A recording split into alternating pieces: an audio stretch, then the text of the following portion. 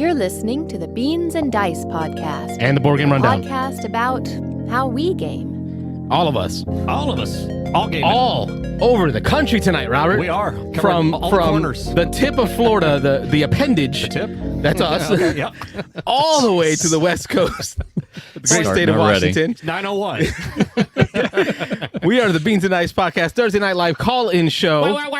My DJ horn right there. Yeah. I'm Carlos. I'm Rob. I'm Mike. Oh, Sorry. See, you cut in front of me again, man.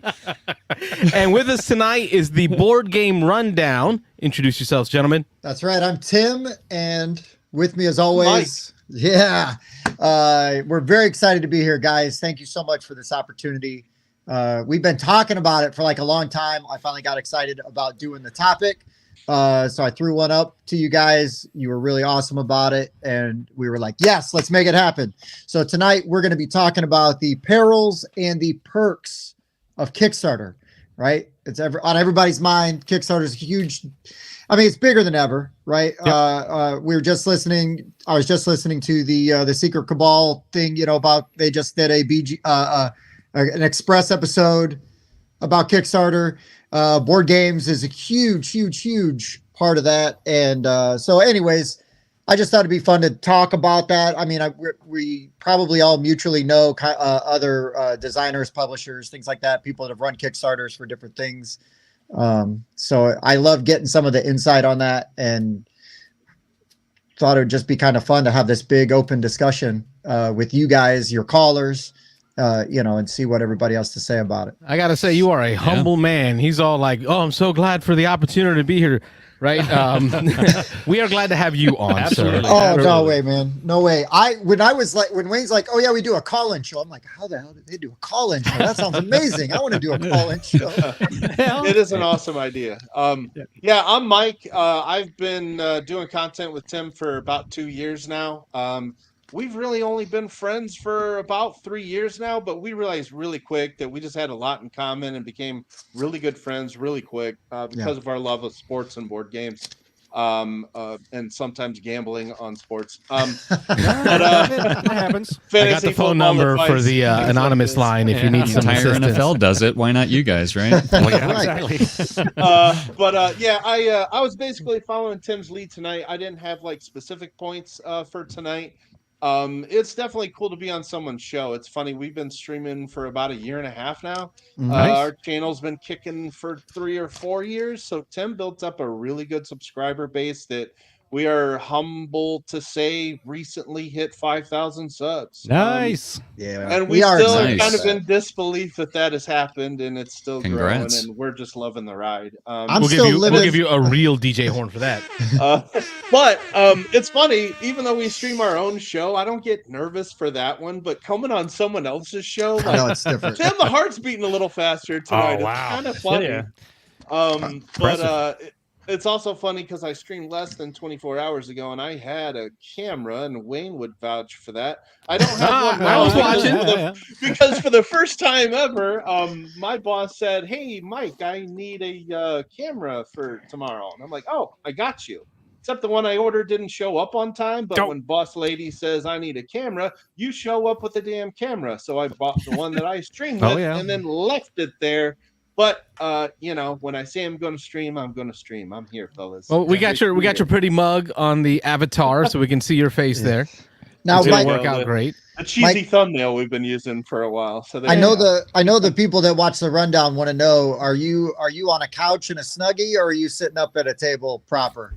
I am actually in the couch tonight. I use a laptop to run our show, and I have a couple different monitors, so I kind of move back and forth depending on where I feel like doing the thing. It's all just kind of for fun, and we enjoy doing it. We've done that. We went with the couch. We had the couch at one point. The couch for a while. We had the couch on I screen. want to see Wayne sit on that one behind him one of these times. Oh, yeah, there's an idea. From way back there. Wireless back mic. there. The couch. You'll reach. Or he's sitting next to it and he's offering advice to anybody that sits in it. There you go. Yeah, there you go. No, but I could totally get it because when I first started calling into this show, I was nervous, and then coming on the show was nervous, and then I remember when I was on your guys' show at Thanksgiving, and just like waiting to for my time to come on just to be. You do like you get very comfortable in your own show or on this show as and then you do something new and you get like you lose your mind for a bit. Jittery, right? Yeah, Exactly.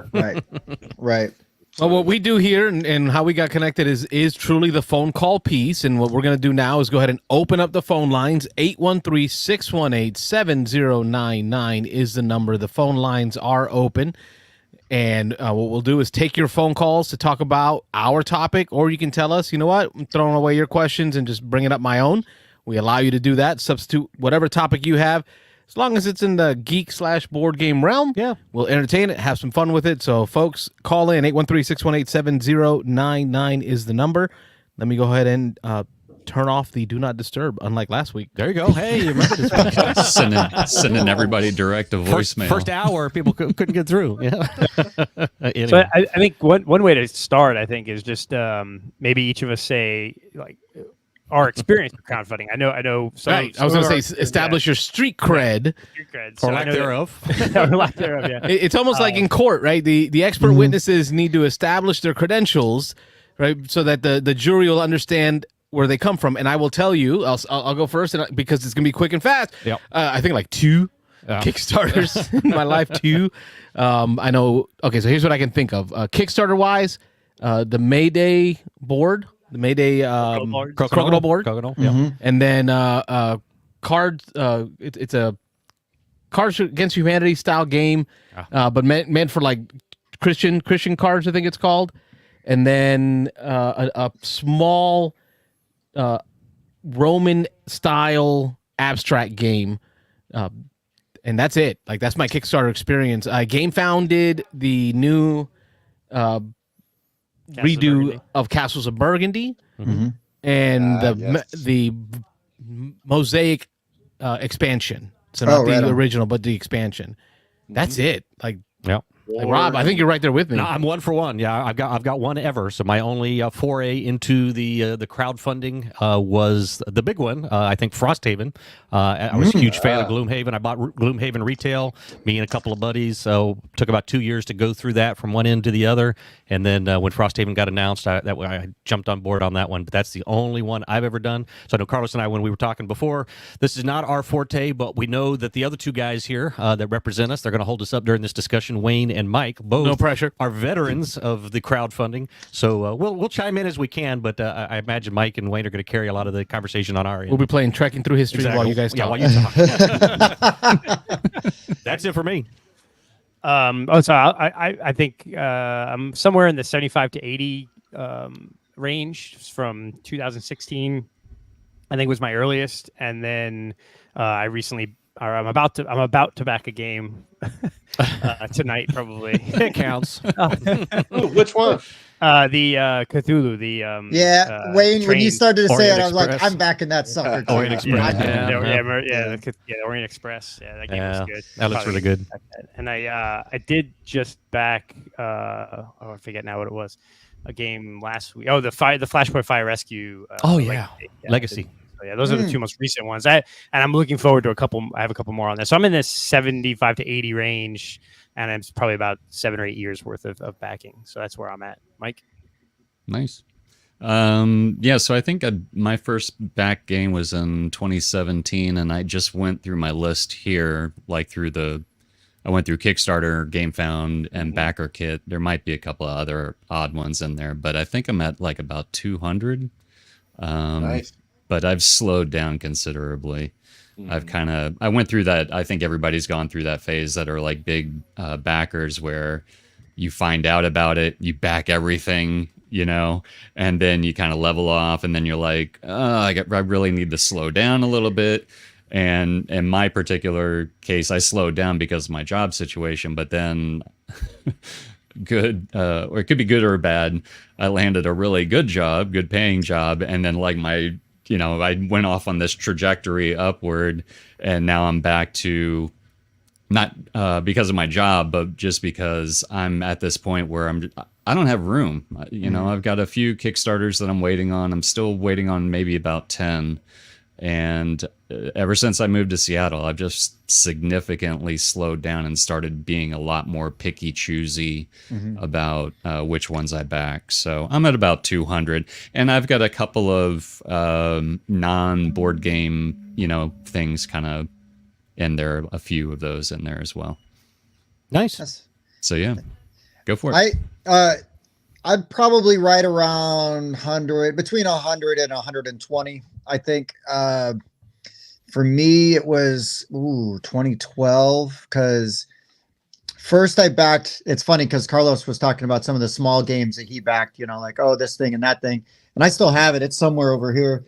I probably haven't played it in 15 years, but or not 15, but 10 years or so. But it was called Laser Cat Attack.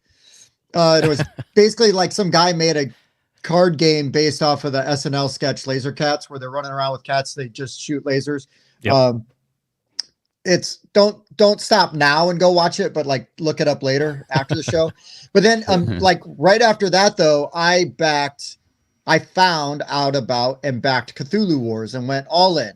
That was hundreds of dollars. I just watched your top 10 of 23, and that was your number one, wasn't it? Oh my, yes. So the wonderful thing is that game ended up being everything I wanted it to be, Awesome. which is not always the case, right? With Kickstarters and stuff.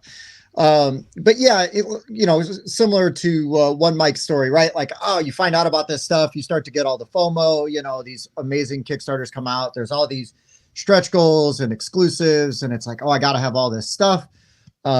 So back tons and tons and tons of games. And then, we started having kids, and then it's like, well, I really like being married. I probably shouldn't back as many of these games as I want to.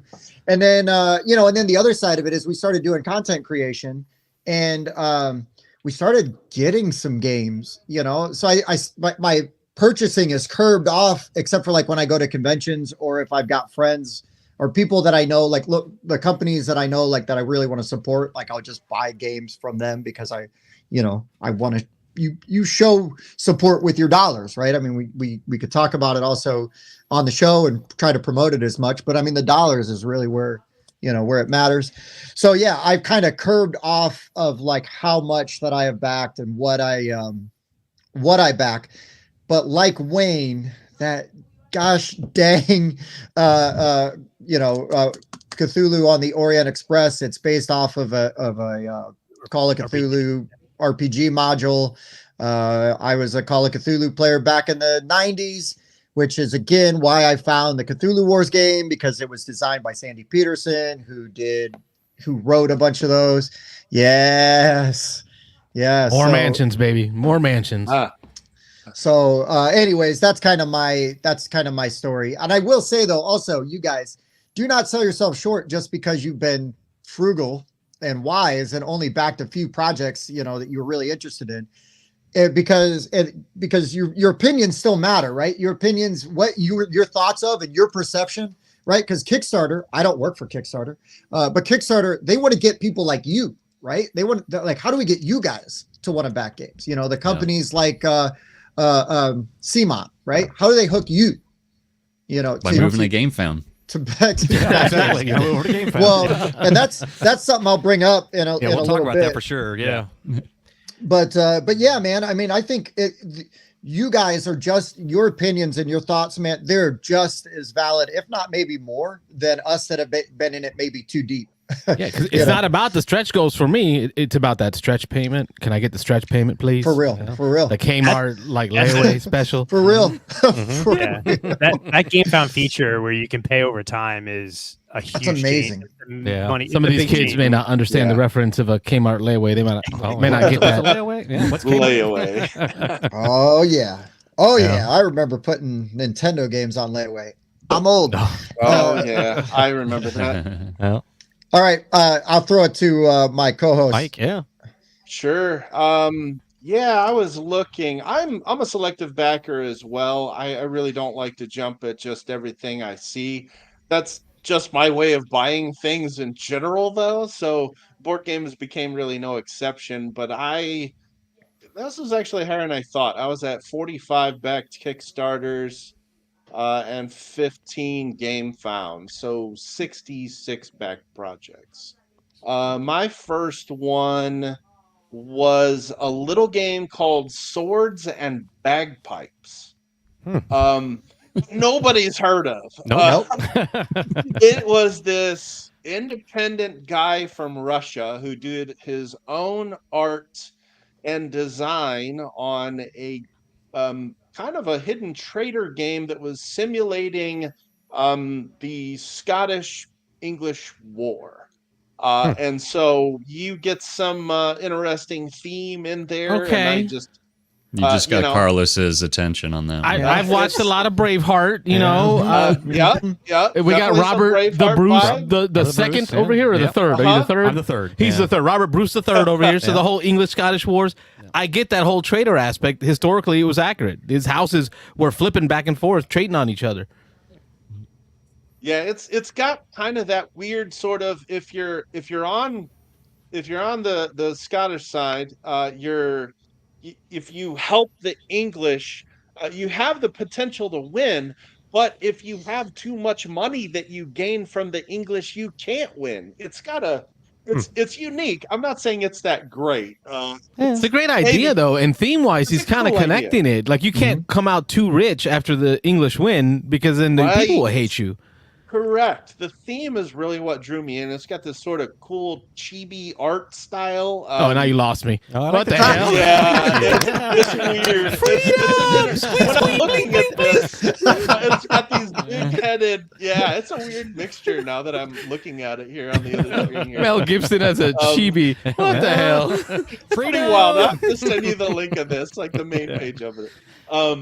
But yeah, as Tim was saying, I don't know if he fully alluded to, and like we don't like to brag about anything, but an opportunity we get on the channel is because of all the reviews that Tim did before I got on the show. We've had a great opportunity to do a lot of Kickstarter preview videos with Nice. independent publishers. And so we've established quite a few relationships with these guys that continually offer us games and even ask us for advice on That's so you know, I can't wrap my brain around that. Like, even as you're saying it, I'm like, and well, I'm they're not dumb. trying Why to. would they ask us? I know. I'm honestly. Why would they ask us? Because we've done a we lot of don't know what videos on quite a few games. Like, if I actually put a number on it, and again, it's just like quantifying it. Again, not bragging. It's just, Tim, I've probably done 40 or 50 of them myself, and you're quadruple that.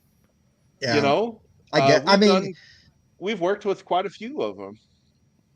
yeah, and so- it's just weird to think about it like that. It is, but it gives you a very different perspective of what is happening behind the scenes that gets that project to your shelf way before, years before it gets to your shelf.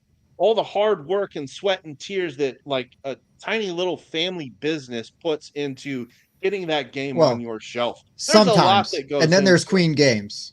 Oh yeah, yeah. There you go. Well, you mean overcharging for reprints? Yeah. You just- Anyway, Pump I think them out. that's sort of where like I kind of got turned off of crowdfunding a little bit in the last couple of years. Not so much. There's the whole bloat thing, right? Where every Kickstarter has to be bigger than the last with more stuff, and then you get some games that are good games but just have too many things shoved into it. An example would be Endless Winter, right? Just too much, right? But I think my problem was all the big companies coming in, and I'm like, Queen Games, really? Do they really need to go to crowdfunding to sell these games? And I mean, I don't necessarily know the economics of it, but they're losing 5% or 10% to Kickstarter. But why don't they just set up a P500 system, right, where you can just order direct through their website? I don't understand why they continue to go to crowdfunding, and I feel like that kind of drowns out some of the lesser known products, right? Like Mike and I did a podcast last week where I talked about my favorite Kickstarter of all time. It was Clans of Caledonia. That was one dude, right, with his own company. yes. And that's one of Love the that best games. It's literally one of the top 50 games on BGG. And I think it's coming back, right? Coming back. He's got an Yep. expansion coming out this year and a reprint. But like games like that are drowned out now by the big companies, and that kind of turned me Yeah. off because I like the idea of finding those diamonds in the rough, right? Mhm. But that's I would love to meet somebody from Queen Games and just hear about why, like, there's got to be a reason. You know what I mean? Like, for whatever reason, they've set up their production model, to make money. They have set up their business to effectively use Kickstarter as like a pre-order platform, because all of those, to Queen Games' credit, right? They've never had a Kickstarter not fill, and they do usually fill within like 6 months, because it's really just how many copies do we need to order from the manufacturer? You know what I mean? Everything's already done. The art's already done. The rules, the games are already made, essentially, right? Everything that normally happens once somebody in their garage makes a game and they're like, yes, this is my prototype. And then if we fund, this is what the art's going to look like. And I'm going to get all these components. Queen has already done all of that. And that's why their turnaround is so fast, right? Because it's like, boom, boom, boom. The files are already off to the printer. We've seen the proofs. We just say, yes, but see, start them up. Queen is not the only one that has done all of that, right? I call this the Dollar General factor, right? So Queen Games, they make games, they set up games, right? Mm-hmm. But you know what they have to really get outsiders in for? It's that marketing and that spread of word. But you know who already put the Dollar General there? You ever see a Dollar General go up anywhere? If you ever see a brand new Dollar General go up anywhere, give it a year or two, you're going to find a Walmart, you're going to find a Starbucks, you're going to find all kinds of businesses, because everyone knows that Dollar General is mapping out where communities are going to be built, where the people will be. You will find that. So what? CMON, they're on Kickstarter. They've already done the legwork. They're going to put their advertising out. They're going to get people to come to Kickstarter, right? And then what are those people going to do?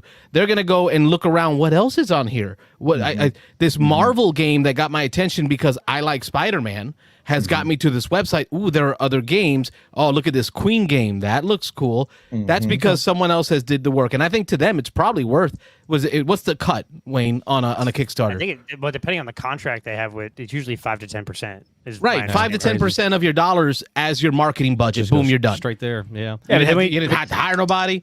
But then you look at Jamie Stegmaier. He did his first 1 or 2 games on there, and then how he's got the pre-order system through his own website. Right, he's got his own. He does his own marketing. It's like a team of like 3 or 4 people. That's because he grew up in the Catholic Church and he grew up tithing his 10% the whole time. He's like, I'm done giving you my 10%. Yeah, I'm doing this on my own. I'm just saying, we've seen other companies do it, right? And then they leave and do their own thing. So it's just always weird when a big company either sticks with the platform or comes to the platform after the fact, like kind of crazy. It's got to have to do with the number of the eyes on it. I mean, you got content creators now, or even Major Dice Tower has crowd surfing every week, where all they do is highlight games that are coming to GameFound or Kickstarter or whatever. And so, like we're saying, I mean, the advertising, the number of eyes that you have on it, number of people that you have talking about it, just because it's on GameFound or on Kickstarter or whatever. I mean, it's advertising, yeah. And maybe Oh, go on. Go on. I was just going to say, just kind of comment on the Queen's Games thing is, maybe their retail sales are not that great. Maybe they don't have these mom and pop stores that are ordering new copies of Merlin or whatever it may be, where maybe they're relying on Kickstarter. I mean, I don't know. I'm just guessing. Like, maybe they're relying on Kickstarter to make those big orders that are large enough to actually produce like another run of whatever game that they need to or feel they need to run. Mm-hmm. So, yeah, it could be. I mean, a lot of times, right? People will run, like Last Light just did this on GameFound, right? They just ran another crowdfunding to basically print a second edition. Now, right. I will keep my sources quiet, but I know that they did not make money on that game, the first print run, because of the production stuff and some production issues that they had. Even though that GameFound campaign was very successful, right? Like from the outside. Yeah. From the outside, right. We look at that and go, "Holy smokes!" Like $1 million. Well, it's not like what's his name, Roy, got that $1 million and put it right in his pocket. Like, that's not what happens. That's not how it works. And I know a lot of people, I shouldn't say this. I will say it appears that a lot of people feel like that's how it works, based on their comments on people's Kickstarter campaigns, sure. Especially the ones that take longer. But yeah, I think Queen clearly has something built into their business model where it's like, hey, we're going to use this as a pre-order system. Kickstarter clearly loves it because it's exactly what you said. It brings people in. Because while you're poking around, the first thing you do when you go to Kickstarter is it's like projects we love, right? Or the most successful ones right now, the hot ones, the ones that got all the traction. And then you got to search for the one you're actually looking for most of the time, at least for me. But yeah, you've already been hit with at least 3 or 4 other potential, Kickstarters that you might want to back. But the thing is like Kickstarter just recently, within the last couple of months, I mean, they put out a call to try to hire somebody to help them with the board game side of their industry.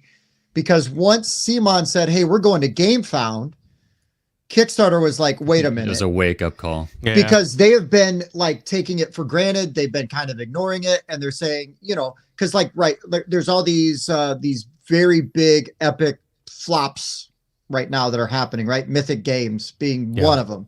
Oh, yeah.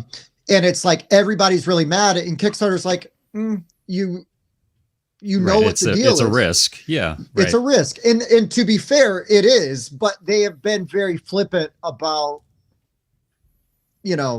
how they've handled stuff. And once Simon left, they had sort of a, unfortunately a light bulb, go off. And a lot of, corporations, I work for one, my day job, sometimes they are more reactive than proactive, where everybody else is like, well, you could have seen the writing on the wall. You see how you treat, either smaller publishers, and things like that. Of course. And I think it runs deeper than that as well. I mean, I definitely think that's part of it, but I think another reason, that I think GameFound is more successful right now, or getting more successful quicker, is because if you look at the tools that they have on their website, as far as how backers interact with each other, just the comment system alone, where you can create hashtags and then search on those hashtags, and the way that it's laid out, where you can just jump to a specific section of whatever, founding that, that's going on.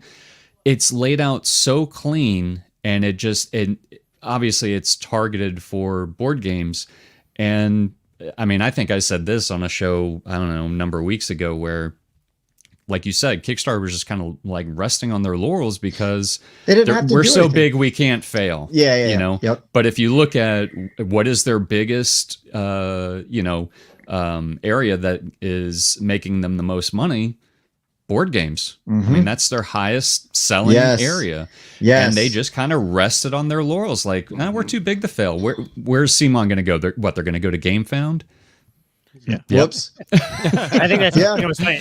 And from what we know, I've always complained, and Mike, you're with me, is the user interface from our perspective as backers in Kickstarter is crap, right? It's never, it hasn't been updated forever. It's improved from where it came from, got a little bit better, it still needs a long way to go, in my opinion. And then I know I've listened to other shows where, people from the industry, like game producers, are on, and especially like Lance Meister from Gray Fox and them on his Alaboom, where they talk about how horrible the customer service is behind the scenes for like people who are making the product. So I think not only were they resting their laurels on, they just let both sides of the fence just like, we're fine.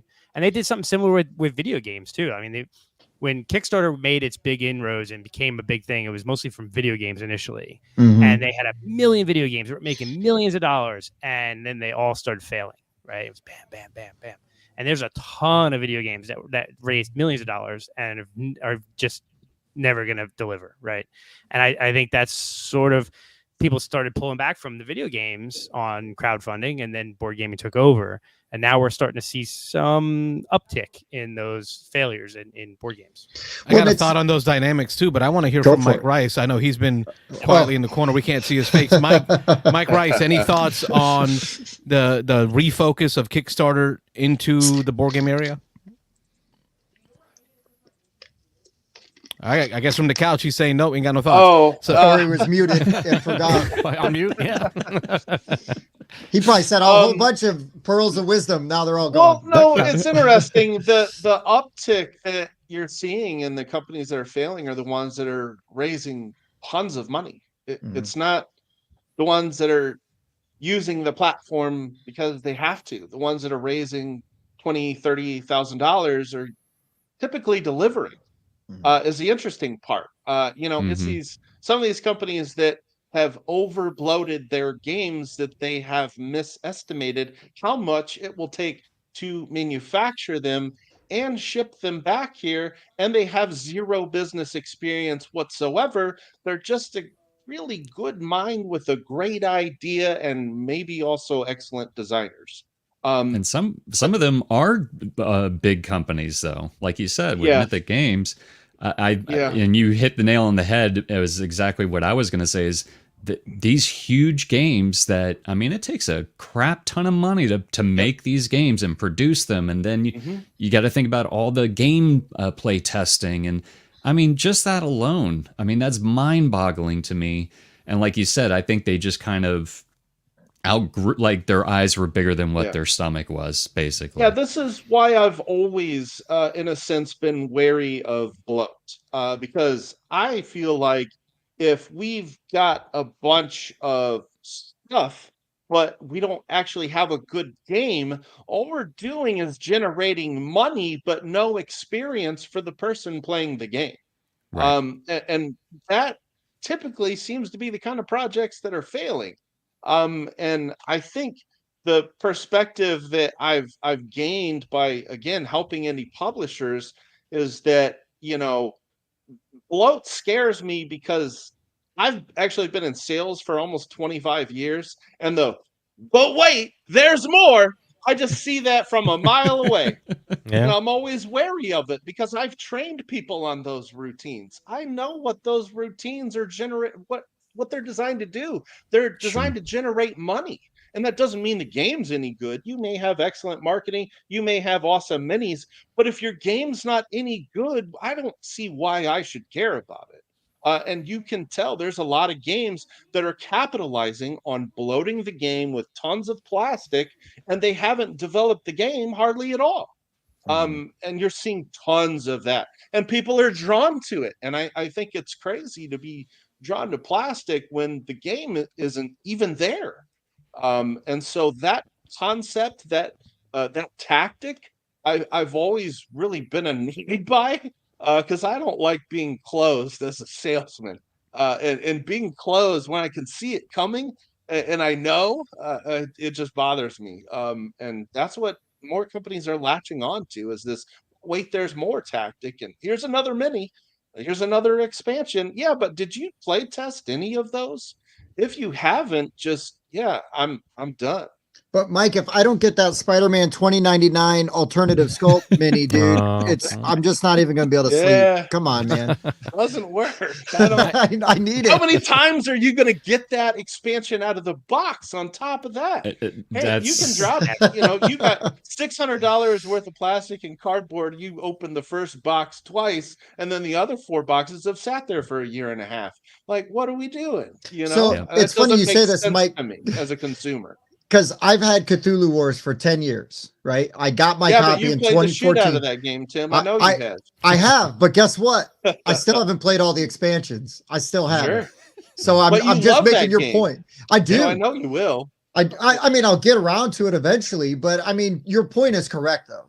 That was a company that, Peterson Games, for example, they actually had to have Catalyst take over their distribution and their publishing because they were struggling.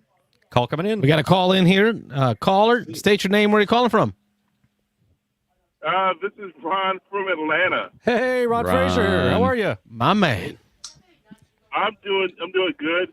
Like, I just turned on the show, and you guys are ranting about the whole, plastic, over-bloated, under play tested board game thing. That was me. I felt on top of all of that, which, I 100% agree, on top of all of that, we have so many board games that are coming out, right? Like, you only have so much time to play those board games. Yes. Like, what are the chances that you're going to be able to play all of that content? Yeah. Well, not with an attitude like that, you won't. Try harder. Hey, Carlos, you shouldn't be. Carlos is the man trying to. Is that the pot calling the kettle brown? Definitely. Yeah, but you guys are right. Like the board game publishers and designers that need to do better in that department. Some of my favorite games don't have any plastic minis at all. They don't have minis. They're just cards. Obviously, they're preying on the toy factor, right? Like, we're adults now. We have disposable income. We might have trashed those toys as a kid, and there's a part of our psyche that wants to, have these toys as adults, and really cherish them more than we could as a child. I mean, some kids are good with toys, right? But most of us, we destroyed our stuff. Mm-hmm. There's that aspect, and Let me ask you something, Ron. Do you your games that have minis? Do you paint them? Let me see here. How many games do I have painted? One. Out of how many? One game painted. 90-ish. Okay, I have 100. And I only asked the question because I'm trying to look at the flip side of the coin, where heavy painters out there that prefer games because of the minis, because they enjoy the painting side of it, maybe more than the actual gameplay. Like, I know Wayne and I love setting up games, like opening up a box and punching everything and getting it sorted.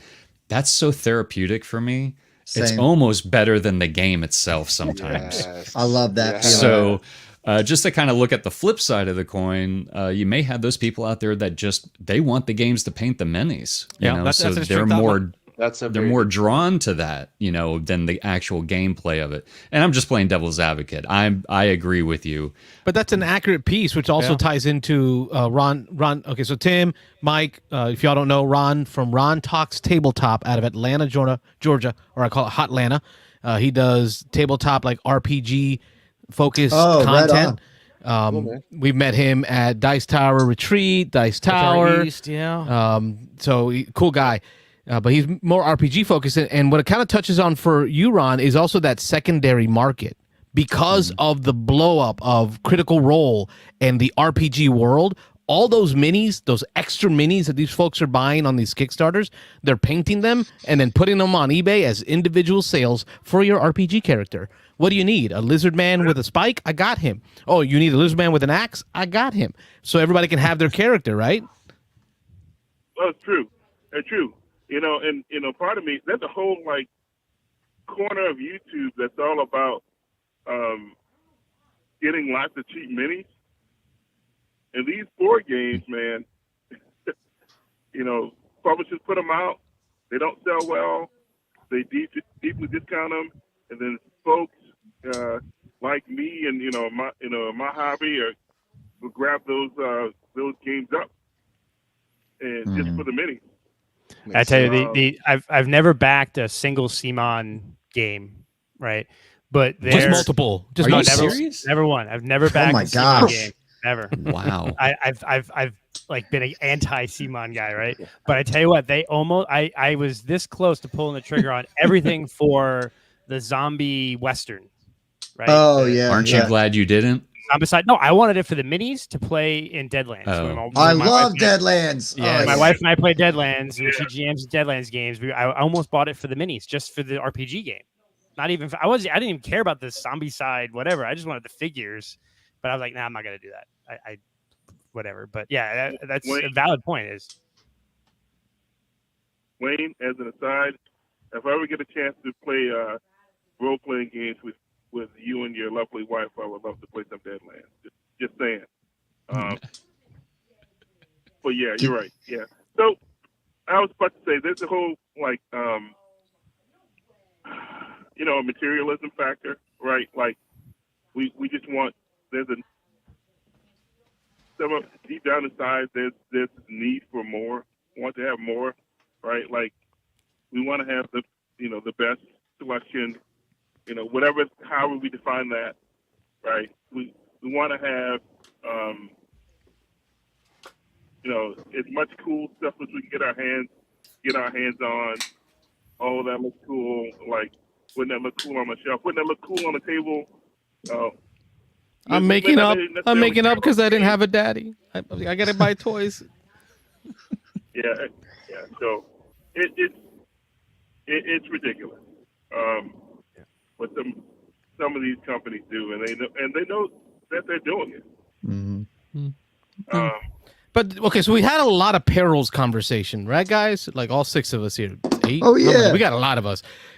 Ron, start turning us towards the light side of the conversation as we come towards the top of the hour. Any positives? What do we call them? Perks? Is that what the title is? Perks. Yeah, perils and perks. Any perks to the Kickstarter crowdsourcing world, Ron? Perks? Well, there are games that would not exist were it not for Kickstarter. There you go. 100%. That's it. Number one. Yeah, I mean, yep. You just have the guy, the Chris Scafidi, right? Scafidi, yeah. Friend of the show? Friend of the show, Chris Scafidi. He uses crowdfunding to get his games out there, but he has such small print run. So what printer would print his game? It would just be prohibitively expensive. Guys like that. Of course, Simon and other companies use it, but just on the positive side, it's great for the little guy to get their games out there, and then you never know what'll happen. Gloomhaven.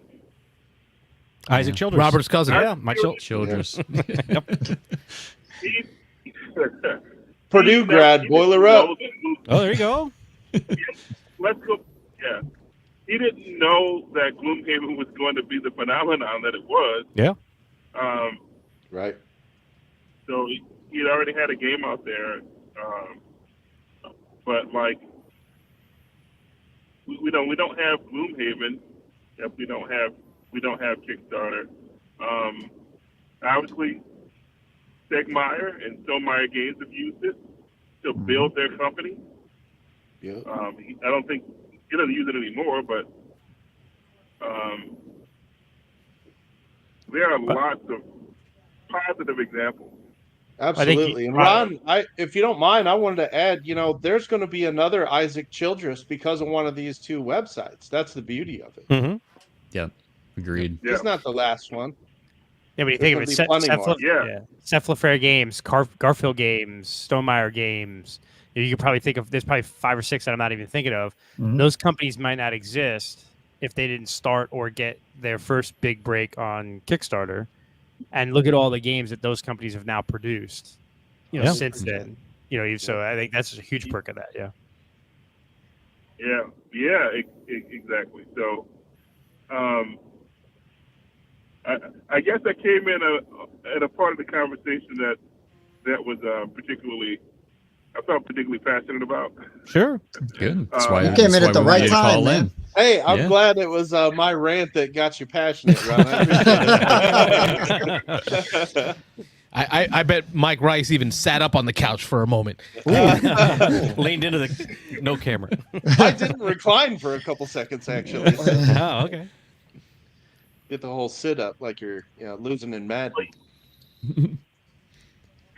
But yeah, crowdfunding has done a lot of good. And I say crowdfunding in general because Kickstarter's not the only. Where can the crowd at home, Ron, find out more about what you're up to, gaming that you've been doing, and your shows? Tell the folks at home.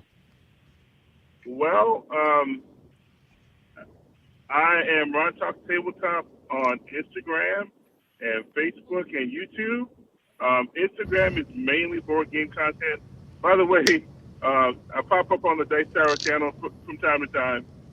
Board Game Breakfast, Favorite Game Friday. My YouTube channel is mainly RPG content, but there's crossover in both avenues mainly. So. All right, Mr. Frazier, we do appreciate you. Good to hear from you as always. Nice to meet you, man. Thank you.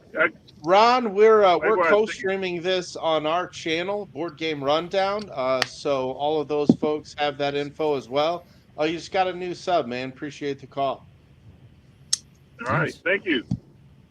Have a good night, Ron. Good night, Ron. Good night. Take it easy. That's our buddy Ron Frazier out of Hotlanta. So the phone lines are back open again, 813-618-7099. I want to thank Ron Frazier for reminding you all at home that this is a call-in show. Like, ultimately, I know the majority of board game content consumers are used to the one direction, right, of content consumption. This is not it. Like, this is a two-way street.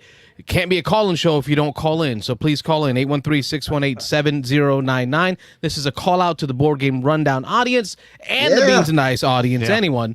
Call in. And if you're calling in between shows, leave a voicemail. Might pull it up on the show. I don't know. Feeling cute. I wanted to touch back a little bit on what Wayne and what Mike had touched on, because I think this article affirms your positions. Mike, you talked about Kickstarter's shift, right? Their internal shift into the board gaming aspect of their business, right? Wayne, you talked about the differences, the money that they're making off the board game compared to like the other products, right? Embracer Group had an article came out because of their CEO this week was caught on a webcast. Wingsfer, English is not my first language. Guy's name's Wingsfer, CEO of Embracer Group, called Asmodee the jewel in its holdings, right? So Embracer Group is an entertainment company, huge entertainment company, video games, media, and then this little side company that does board games, right? Because they pared down, I think, was it 25% cuts in workforce across all of Embracer Group, right? Asmodee has 2,500 employees. They only lost 82. They were only scheduled to lose 82 employees. Look at the prioritization that Embracer Group proactively put into their board game side, where, Mike, you're right, had Kickstarter seen the writing on the wall, maybe Simon wouldn't have gone over to GameFound. Mm-hmm. I don't think they would have. No, well, sort of like what one Mike was saying about GameFound being so much more user-friendly. Honestly, the thing that has saved my wallet from GameFound is the fact that it's not an app on my phone. I have to physically go to a browser to find it. Unlike Kickstarter, right? Kickstarter's got the app. Good point. That's dangerous. You're sitting somewhere. I used to be a propane delivery driver. And I can tell you, man, you're filling up a big old propane tank. You got nothing to do. You flip through your phone. You know what I mean? And it's like, oh, what's on Kickstarter? Isn't there like a little picture? Isn't there like a little picture? No phone. Near this like when I pump my gas, it says no phone. Just don't smoke. Just don't smoke. You don't get those phones that spark. You're good. The no phone thing, man. That's a fallacy. What saved me is I pull up Kickstarter all the time, but I always forget to go to GameFound. Like like my brain is trained to go to Kickstarter. It is. They have to be working on an easier. app.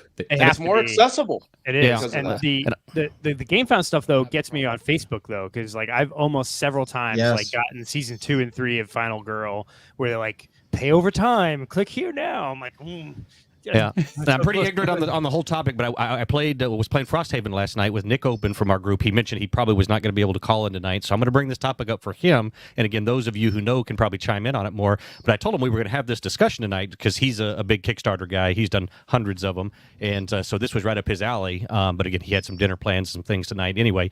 But we were talking about it, and I said, yeah, we're going to talk about the perils and the shift that seems to be going on right now from Kickstarter to GameFound. And he was kind of blown away by that. He's like, really? He goes, why is there a shift for the consumer? He said, I find Kickstarter to be so much better. He said, GameFound drives me to their website for everything. He goes, when I back something on Kickstarter, I get emails directly to me with updates. If I do something on GameFound, I have to go to GameFound's site. I've got to do 4 different clicks to get into where I got to go to review these email updates and review this information. He said, everything drives me back to GameFound. He goes, I'm not particularly a huge fan of their site. He said, I prefer Kickstarter by far. And he said it blows me away that people would say that it's a better experience on GameFound as a consumer than it is on Kickstarter. And again, I know very little. I've never played with GameFound at all. I've dabbled in Kickstarter a little bit, just kind of surfing around looking at stuff. But those of you who know, I mean, is Nick on point there, or is that crazy? That is annoying. I will agree with him. Okay. That is annoying. But I'll let somebody else. Yeah, I was going to say, touching on the email thing. So like whenever somebody puts out an update and Kickstarter, they'll send you the entire update in the email, you know, and you can always click on the title and then go to Kickstarter and then you can comment on, you know, that particular update or whatever. GameFound will basically just kind of say, hey, there's an update, and they'll give you an image, you know, like maybe the main image for that thing that's going on right then, but they won't give you the entire. I mean, granted, I'm OCD. I like a clean inbox. I'm clicking all those titles, just popping up new tabs in my browser and deleting the emails anyway. Even if it's a Kickstarter one, I'm still doing that. That's just, I know I'm like a very small percentage of person that would do something like that. I envy your ability to do that. So, but in my opinion, is GameFound best at everything? No. Do they have the ability to make the changes that, I mean, that's a simple fix where you can just go into your user settings and tick a box that says, I want the entire update of my email instead of, you know, an abbreviated version of it.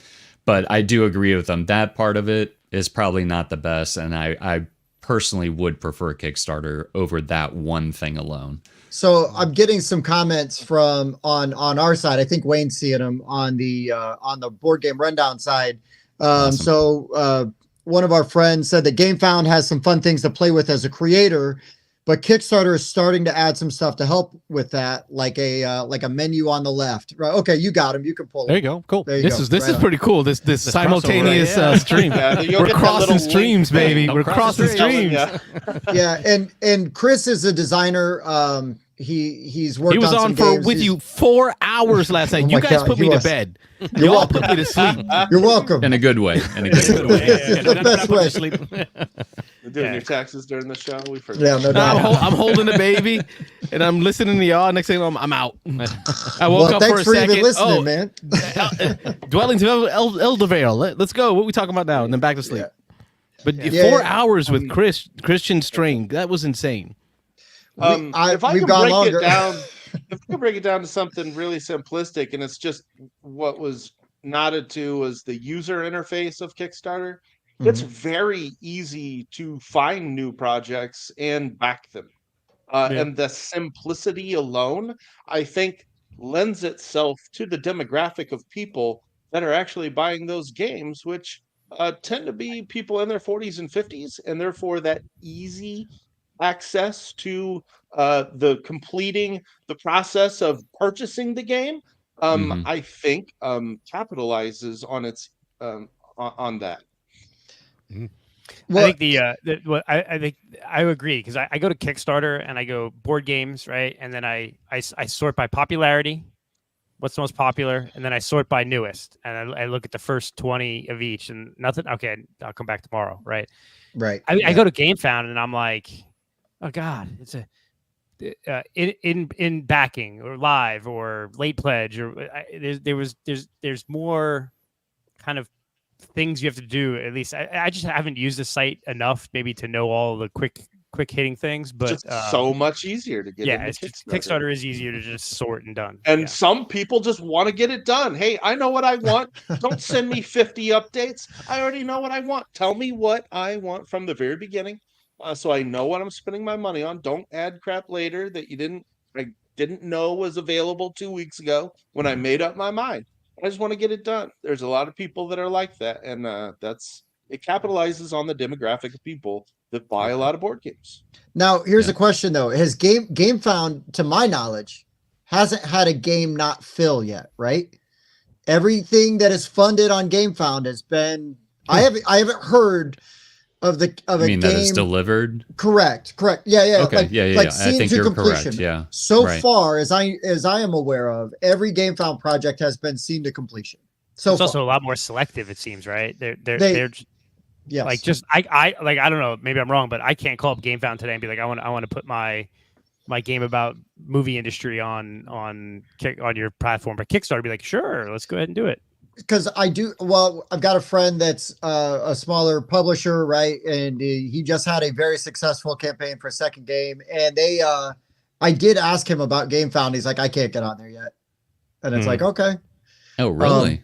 Yeah. So there's some hurdles to, But maybe after his this game, fills, it should be going out soon. Maybe then he'll have enough cred,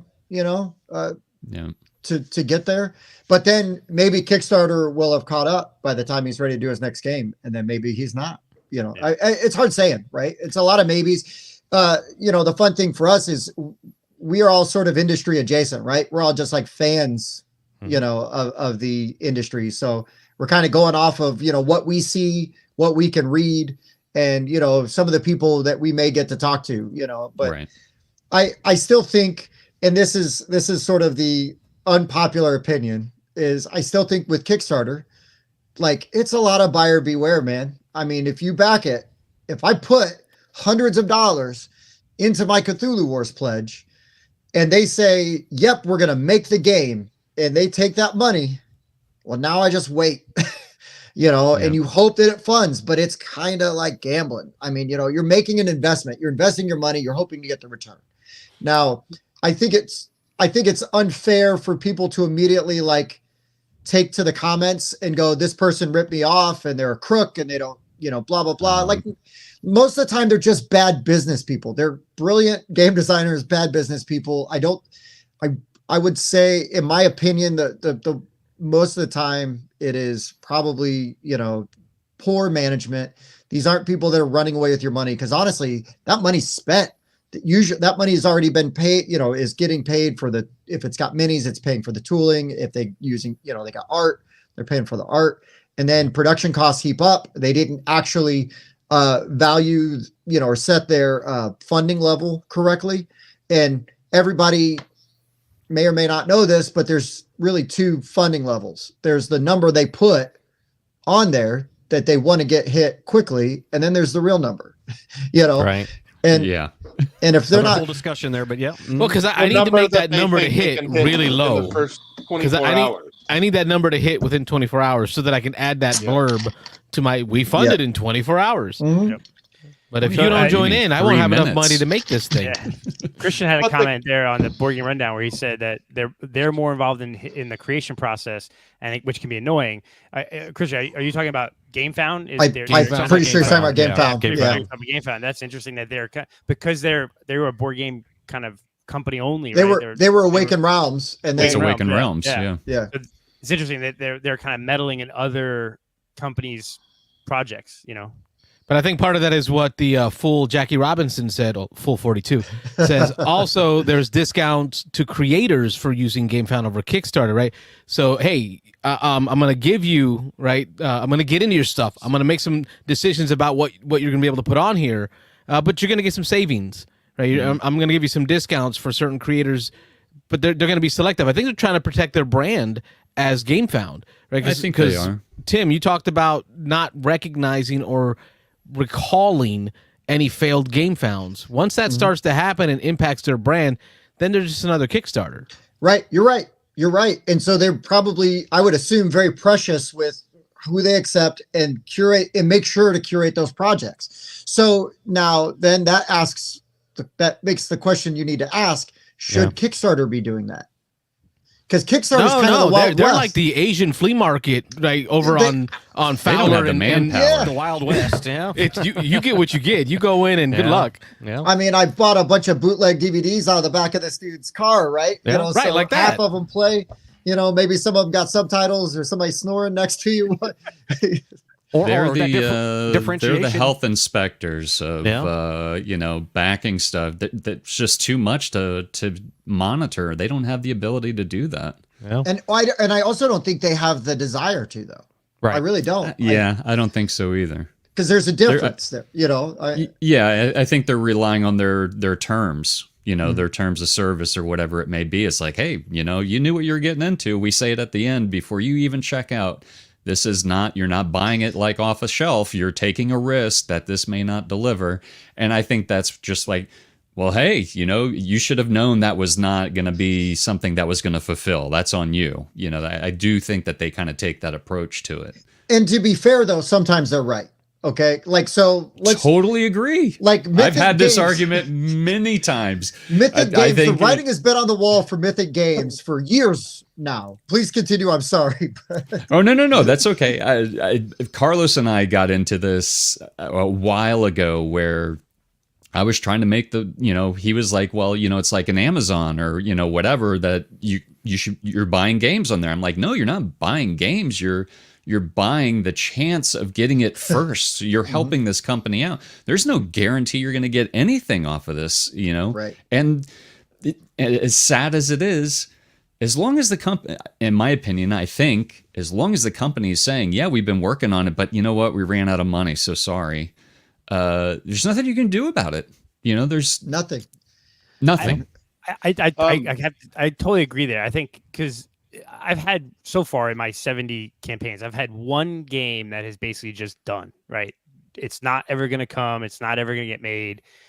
And the most annoying part of that is just no communication, right? Sure, they just ghosted it, right? And so like, I don't, if the company came and said, hey, shipping went up, right? Or production went up during the pandemic, or like, we tried, we couldn't get it done. Here's all the files, right, for free or whatever. Like if I'm folded, I'm walking away from this project. Give the people that back something anything, even if it's just communication. Like I think the biggest problem with the one game that I have that's never going to fulfill is they just ghosted, walked away 2 years ago, and there's been literally nothing posted for 2 years to the campaign. If they literally just came out and said, guys, here's the thing, we ran out of the money, it's just never going to happen. Here's the files, or here's the rules that we had created, as so you go create a fan made thing or something. I'm sure there'd be still a ton of people pissed off, but there'd be also a good chunk of us that go, okay, I know going closure. Closure to it. And I know that anything on Kickstarter that I do, I may never get, right? Mm-hmm. So if I don't get it, that's great. But the communication to me is the worst part of it. When they just ghost you, that really annoys. Well, and I know personally some people that have ran Kickstarters, and they're like, I know they're working on the game because I can shoot them a message and be like, hey, where's this at? How's it coming along? Oh yeah, it's pretty good. Like no news yet, like just kind of waiting on stuff, but they don't put out an update because they don't feel like they have anything to say. And it's hard to get some of those people to sometimes realize that update, hey, nothing new, just checking in, but things are plugging along. You have no idea how much that means to people. It goes legitimately so go a long way. I try to get that into my employees' heads. I lead a team, and I'm like, look, just call them and tell them you got nothing. Yeah. Mm-hmm. I promise you they will appreciate that way more than hearing nothing. Just tell them you got nothing, you're still working on it. Absolutely. We got some shout outs in the chats here. Steven NBO, who recently joined our Discord. New board order. He says he had 133 backed on Kickstarter and 3 backed on GameFound. So wow, nice. Out of the water. And then Pablo Jackie Robinson, also another Jackie Robinson, says 90 backed in 6 years for me. Drastic downsizing in the last 2 years because of no space in my apartment and barely dodging a few mythic level disappointments. Yep. No doubt, man. It's like that. I keep hearing about this. I haven't experienced it yet, but I keep hearing about this dollar backing. Like it was like the best dollar you ever spent because you didn't go all in. Mm-hmm. Like you just kind of watched it and it never fulfilled. Well, and the other thing, now here's like a weird thing on like Kickstarter psychology that makes no sense to me. Because if the game doesn't fund, right? If they ask for $1,000 and that game gets $999, you don't lose any money. You don't spend any money because they didn't fund. But what I don't understand is that people don't want to back a game that's not funded yet. It's like, why wouldn't you back the game so that it can fund, and then more people? Because I don't know that if I see that a game has 1 million backers or it has 100 backers influences my decision personally. Like I'm usually like, oh, sweet, I hope this game funds. I'd really like to be able to play it, but that is a legit mentality, and that's a really weird. To me, it's weird. It's because I can't wrap my brain around it. There's like a lemming mentality amongst the backers, where it's like, well, I don't want to be the first, but I will jump over that cliff at the same if we're all going to the same time together. It's like, yeah, this actually reminds me. So I work at an auto auction, so I'm very used to facilitating a sale between two other people. And it's funny because nobody ever wants to be the first bidder. But as soon as there's money, everybody's in. Wait a minute. Look at all these other people bidding on this car. Oh, wait, I can't. So it's interesting how that actually is a psychology that, like you mentioned, Tim. That's that FOMO. As soon as somebody wants something, I want it too. I think go ahead. I'm sorry. Go ahead. Mike. Oh no. To tie it back to facilitating. I also understand an as is sale between two other commodities. So the person and the creator. Hey, we're just organizing this thing. As Kickstarter, we're just facilitating this. This is an as-is sale, and we've got a policy that covers us in the event of, a sale not working out or a title not showing up.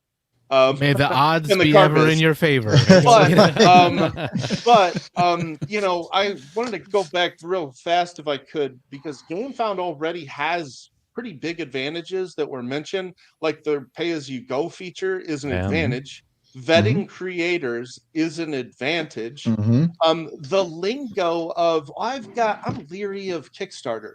People say Kickstarter. They don't say GameFound. It's the Kleenex of crowdfunding. Everybody. When GameFound masters the ease of access, like Kickstarter did, by providing an app that you access on your mobile device, it's over. GameFound will shift things massively, I believe, at that point. The faster they get an app going, the faster the shift to their platform will be for board game consumers. Now, I agree. No, that's an awesome point, Mike. And it's just funny because Chris Strain just put up another comment. He says it's like when you work at a counter and you put a couple of your own bucks in the jar to get tips started. Exactly. As a former bartender, 100% do that. I put a 5, a 10, and a bunch of ones in there. Somebody needs change and they don't want to break that 20, so they're going to ask you, and you'd be like, "Oh, just go ahead, we can make the change." Yeah. But then they also see like, "Oh, dang, somebody tipped that dude $10," and I'm just like, "Yeah, they did." Also, the hotline is open. It's 813-618-7099. Yeah, Mike. If you're on the board game rundown, he acting like he's an amateur. He's like, Tim leads this thing. He's a quick learner. As well. So if you're somebody like Chris or Mike, maybe we need some phone calls from the board game rundown show from the BGR group. We need a phone call from that area. Mike from the Full 42. 952 Kickstarter campaigns. Crazy. Good Lord, man! Does he have like a train car in his backyard that all the games are stored in, one of the boxcar things or something? I think he keeps it at the convention hall that he runs QsCon in, man. He's got his whole life. There you go. Wayne, it's funny. We're on the show because Wayne was a regular viewer of ours, and that's how we learned about you guys. Wayne, I don't know if you remember old regular viewer Jason Dunham, who used to watch the show all the time. He said he had a storage unit of opportunity. Oh. This man has a storage unit, and there are hundreds of games in it. That's we got a call coming in. Let's see what this is. Yes. Beans and Dice podcast. State your name. Where are you calling from? Jim Cole from Fort Worth, Texas. Yeah. Fort Worth, Texas, representing. Jim's the man. For the next 10 minutes, Jim, the show is yours. You are the host. Lead the way. I don't know about that. I'm just I called because Tim told me I had to, and Tim's always right. So. Thank you for calling. Suggestion. So, what are your thoughts on backing games and such? Well, I threw my first game up on Kickstarter, and now that it's fully funded, it's up on GameFound. So I'm in on both. I did Kickstarter just because, as you guys mentioned, it has the brand recognition, even though it has some of the negative recognition. It still has the recognition for people that aren't gamers, which was a chunk of what I was bringing into my project. So lots of eyeballs, that way. So yeah, But for the future, maybe the next game will go on, just start fully on Game Pound. And what benefit do you see moving over to game? Like you as I'm assuming, and I apologize, I don't know exactly who you are. I'm assuming you develop games in some capacity. What have you seen as far as the back end of it?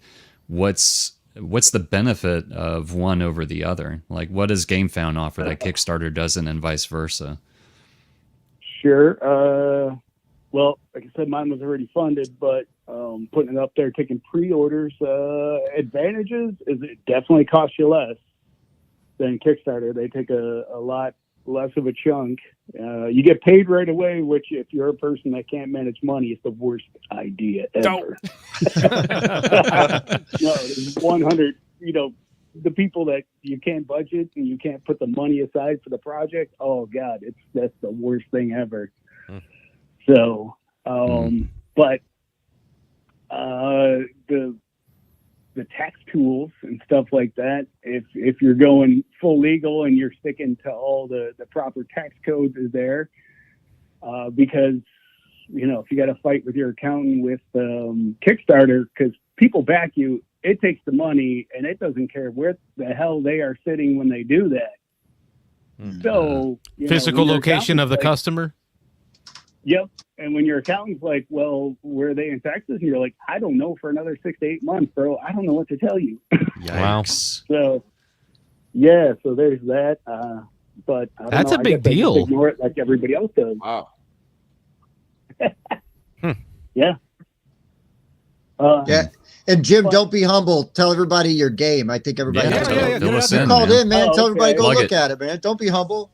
The show's yours. It's called Zombie Survival Infection. It's obviously it's a zombie game, but where mine kind of differs from most of the others is I tried to really stick to zombie movies. The theme behind them, as you might know, is the terrible things that people do to each other in a terrible situation is, just as important to their survival as what the zombies do to them. So it's kind of like The Walking Dead, where you have a camp, you control this camp of people, and you guys will fight amongst each other as well as, fight with the other camps and fight against the zombies.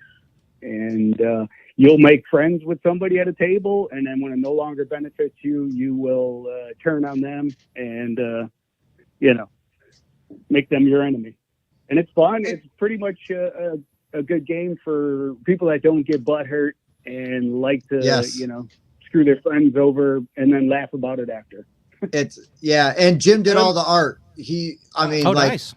Yeah. This art is slick, Yeah. man. Yeah, Wayne's got it pulled up here if you're not watching, but we're scrolling through the Kickstarter page. We're seeing some of it here. Wait a minute. I saw custom vans. Whoa. Yep. Yeah. What's up with those shoes, dude? That's, oh man. How come I didn't know about this earlier? That is a Where were you, first man? that I've seen on crowdfunding. Oh, they got the skateboard thing.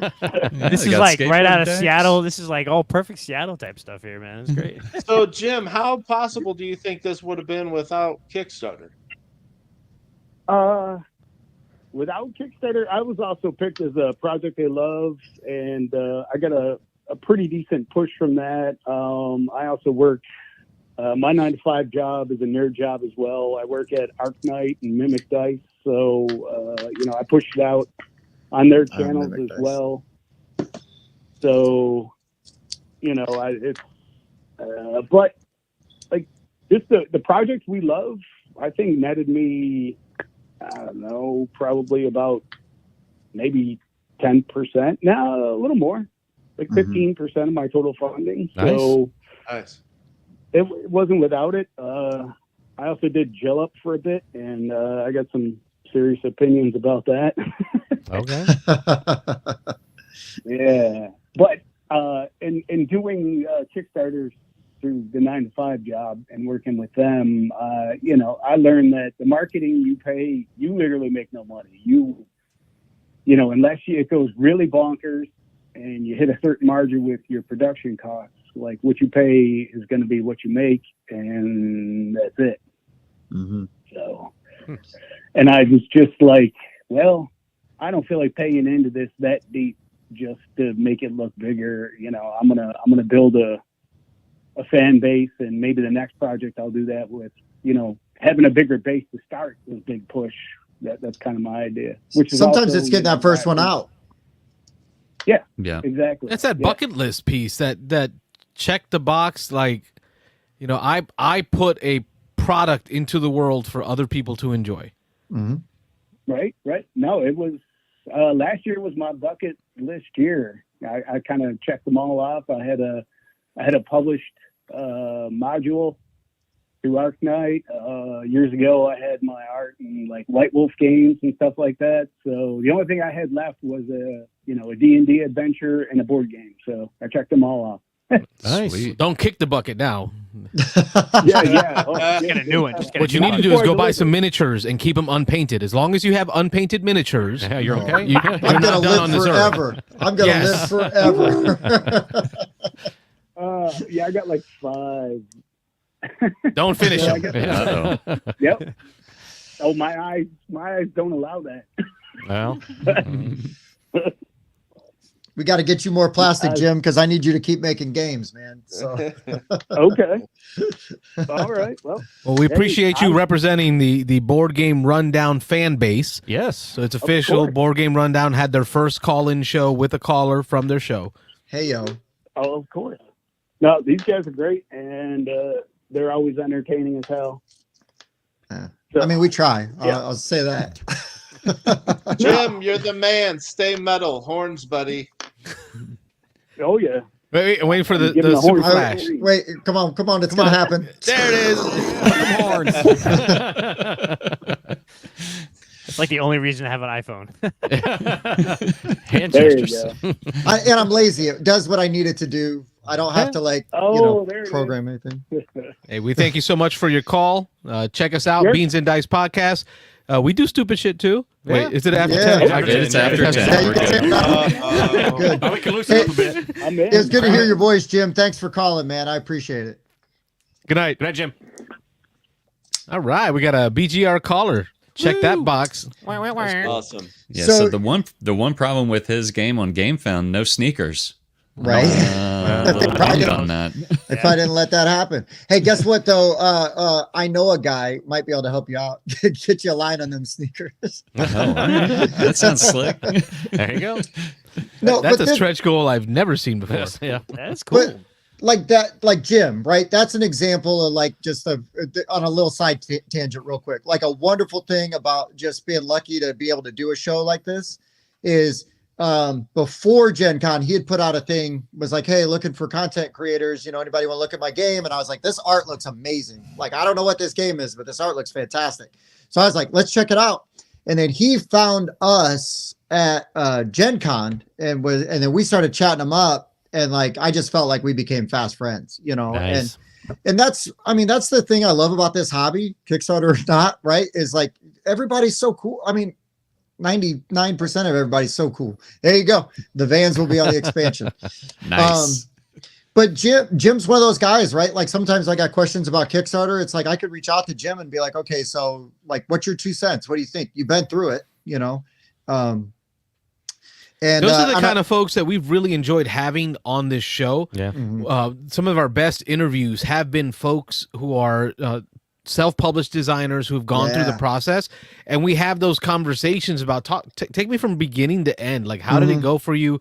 Where did you get stuck? What were the and then the What do you folks do different next time? Yeah. the folks call in and ask them like specific It's questions so about, nice. well, how'd you research that topic? I Yeah. love connecting my audience. Oh, yeah. Like on the phone. I had Stegmeyer join us at one point. I'm Jamie, so and jealous. He took phone calls from Oh, yeah, people to yeah. talk about games. He's all the time. nicest freaking Oh, dude. he is so nice. He's too nice. Yeah. And his cookies are really yummy. Another caller. Beans and Dice Podcast. State your name. Where you calling from? Chester from Tennessee. Our man Chester. How you doing? Doing good. You guys talking about some conspiracy theories? Very fast. Get your tin hat on. Yeah. I've got a conspiracy theory, but go ahead. Anyway, so yeah, Kickstarter, GameFound, Indiegogo, is that a thing anymore? I think that's dead. Is that dead? Is it completely dead now? I don't know. board games- Still for board kind of games, going. it There is. you go. I got my tin If hat you on. listen to the Secret Cabal Express episode, they talked about Indiegogo, and I didn't realize that Indiegogo was a thing only because Kickstarter at the time did not do international. They were not able to do international orders. Yeah. They only were U.S. So Indiegogo was where you went if you were on Canada, Australia, or any other world places that aren't. Listen, I don't know geography, but those places, if they needed to order, they went to Indiegogo. Well, and I also thought Indiegogo, and I'm prepared to be. If you pledged on Indiegogo, that money's gone. Unlike Oh, Kickstarter. wow. Yeah, I there could was be something where, like, wrong. even if it didn't fund I- or if it failed funding, there was a percentage of the money Yeah, taken yeah, yeah. anyway or something like that. Yeah. Yeah, so I seem never- to recall that.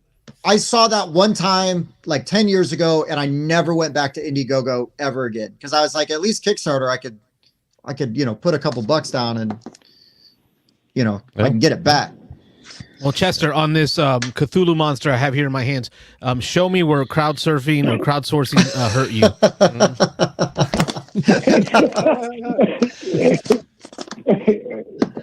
Repeat the Cthulhu monster question, caller. I got a Cthulhu monster doll. Point to it and show me where Kickstarter hurt you. Well, he hurt me right in the feels. Right. And Chester, you bring up a valid point on that because we talked about it a little earlier with the Kickstarters that end up either being crappy or don't fund.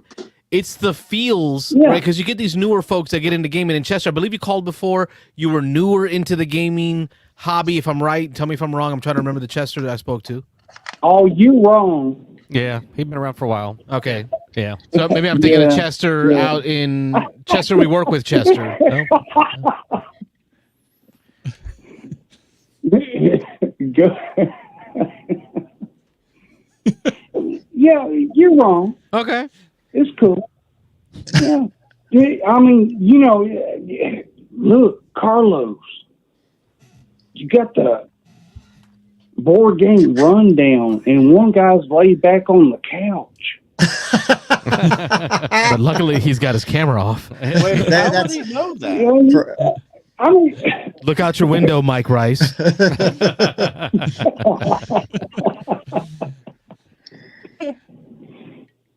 yeah, I backed a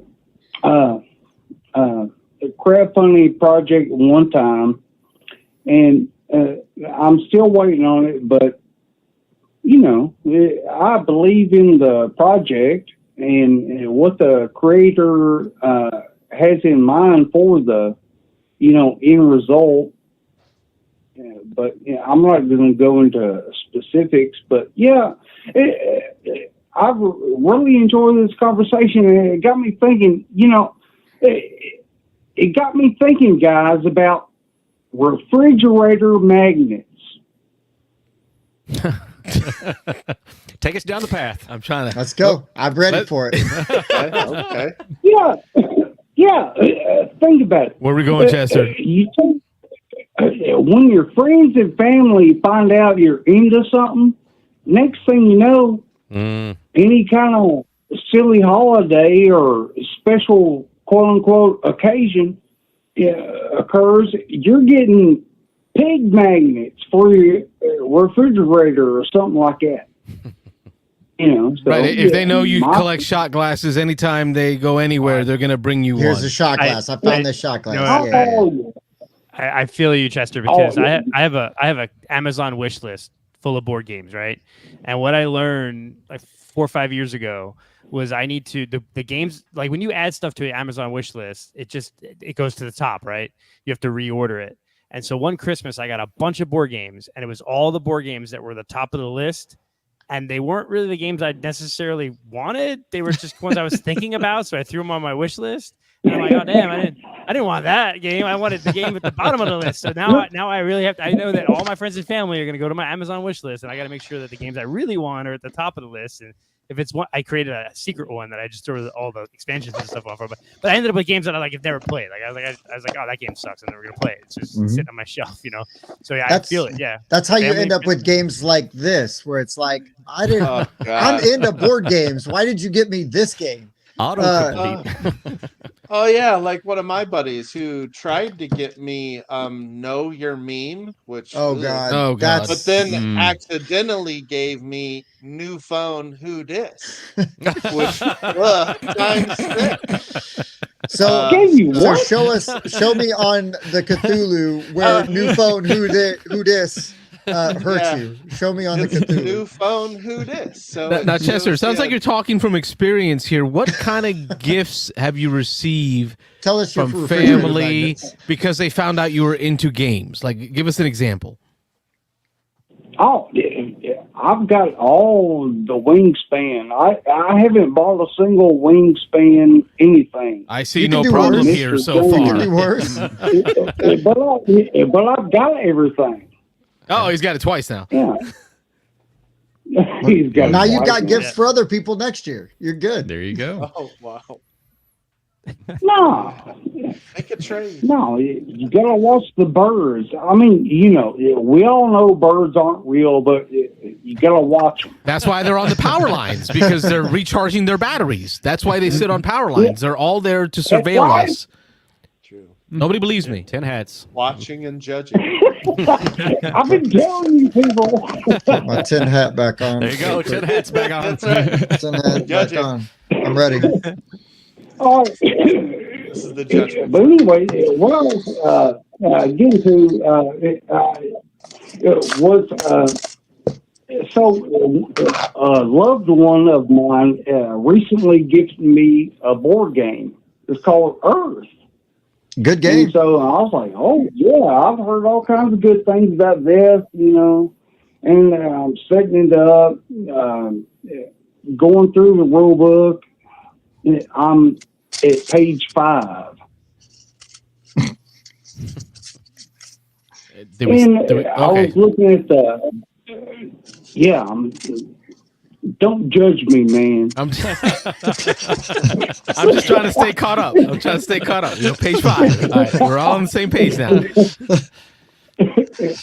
Yeah, I'm only on page 5, whatever.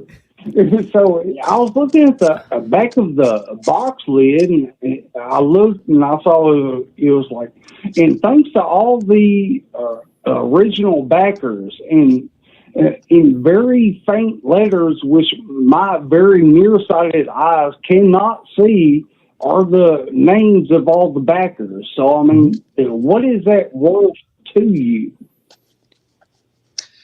You know, that's my question.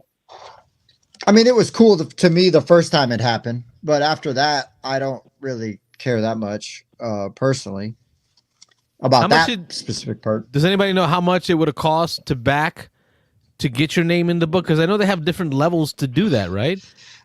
Some campaigns, and I don't know about that one specifically, but some campaigns just automatically, hey, all the backers, all the backers, right? My Cthulhu Wars box, I got my name on it because when you lift up the box lid on the base, the bottom box, all the side of it is the sides all the way around are all the backers, real fine print. Like Chester's saying, you can't see it, but you know it's there.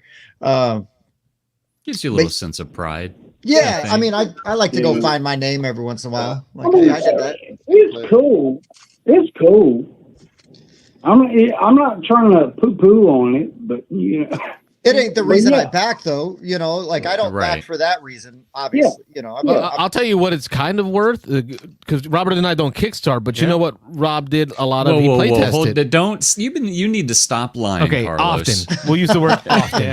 Don't Kickstart. He likes to advertise that he doesn't Kickstart. But. Often. Yeah, he doesn't play solo games either, right? Yeah, exactly. Often. But Rob did a lot of play testing, and we spent a lot of time having to play multiple games using our own print and play components we had to print out and clip so that you can get your name inside of Century Spice Road's box, right? Well, it was supposed to be in the box, but then they decided to go digital. So now it's on a website, not on the actual box. But Oh, that's a bummer. Yeah, but that was worth hours and hours and hours of our time play testing, getting rule changes, providing feedback for weeks. It was fun the first few times. Yeah. Yes. So it's not. It may be not worth it anymore. Yeah, maybe not. You know, I never played the Gollum edition. I played the Spice Road and Eastern Wonders. Yep. Was it? Or Easter. Was that it? Yeah, it was Eastern something. Yeah. That was the pickup and delivery. Yeah, right? Yes. I played both of those, and I've played them together, but I never played the third one. That's the only one. The Gollum edition is the only one that exists for me. Everything else doesn't exist. Same. That was a rabbit hole. Are What is it on this show? Are hexes with the curved edges like Century Eastern Wonders the worst hexes ever? Oh yeah. They Yeah. always shift. Yep. They never go back together. Chester, we appreciate your phone call. We thank you for joining with us in our conspiracy theories. We tip our tin hats to you, and hope to see you on the show again soon. Well, I appreciate it, fellas. And me and the big hairy man standing behind me, forcing me to call you guys, aka Sasquatch. Appreciate y'all too. Awesome. Representing Tennessee. I'm just glad Sasquatch lives out in Tennessee. We know where he's There at. you go. He's in the Pacific Northwest, man. We call him a wild man, but anyway. Appreciate you guys. Thank you so much for the time. Thanks, Chester. Thanks, Chester. Have a good one, Yeah, man. man. Nice thanks for talking the to you, call. man. I'm sorry about those volunteers. Oh. Too soon. Oh, Too boy. soon. Uh, Yeah, we got the skunk ape here in Florida. That's Oh, our Florida yeah. man. Florida man. Yeah, Florida man is his own thing. you gotta Phone watch lines open. those, 813-618-7099 is the number. Have any of you ever been like, so we talked about like getting your name in the rule book, but like those like crazy sketch goals where you can like $1,000 and your name will be on the card, or has anyone even No, like, I have my face on a card. did you? Yeah. Oh, look at you. It didn't cost that much, and the funny thing was when I did it, I think the game was it's Shadow Network is the name of the game. Oh, Same- great game. Great. Talent Strike Yeah, Studios. it's a very Really good good game. game. Yeah. So You're on a card. I- Our buddy Bob is on. One of our co-hosts is on a card in that game. Oh, very everybody's cool. on Yeah. that game, yeah. So I mean, the game was like $60 to back, and I think it was $79 to get your face on one of the cards or something like that. The funny thing is when I initially did it, I was going to put Carlos's face on one of the just cards as a prank? without telling him. Yeah. I was going to do it without telling him, but then they said no. We need you have to dress up in like gumshoe, Oh, right. that type of look And to you. I don't own a suit.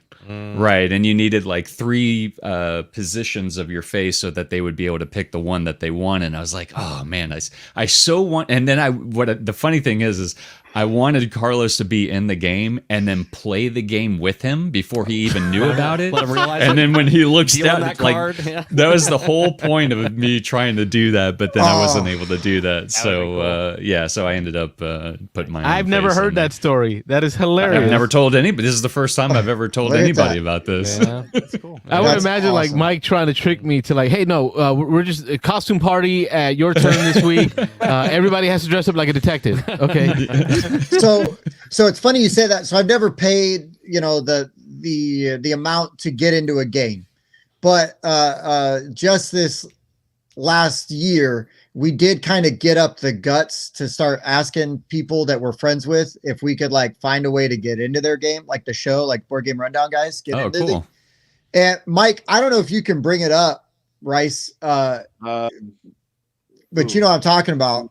Yeah, I do. See if Mike can find it real quick. Yeah, So Yeah, we we'll need, add it to the stream. and I'll put it in the Discord chat we have, Carlos. Okay. Yeah, I grab it. Yeah, Thank you, do Wayne. this, sir. My engineer. but I felt like I got you, it's so weird. Like, even again, I know we've got 5,000 subscribers. I still feel like we got 100, if that, right? And I feel like they're all related to me. You know what I mean? Like thanks, Yeah. Mom, for subbing.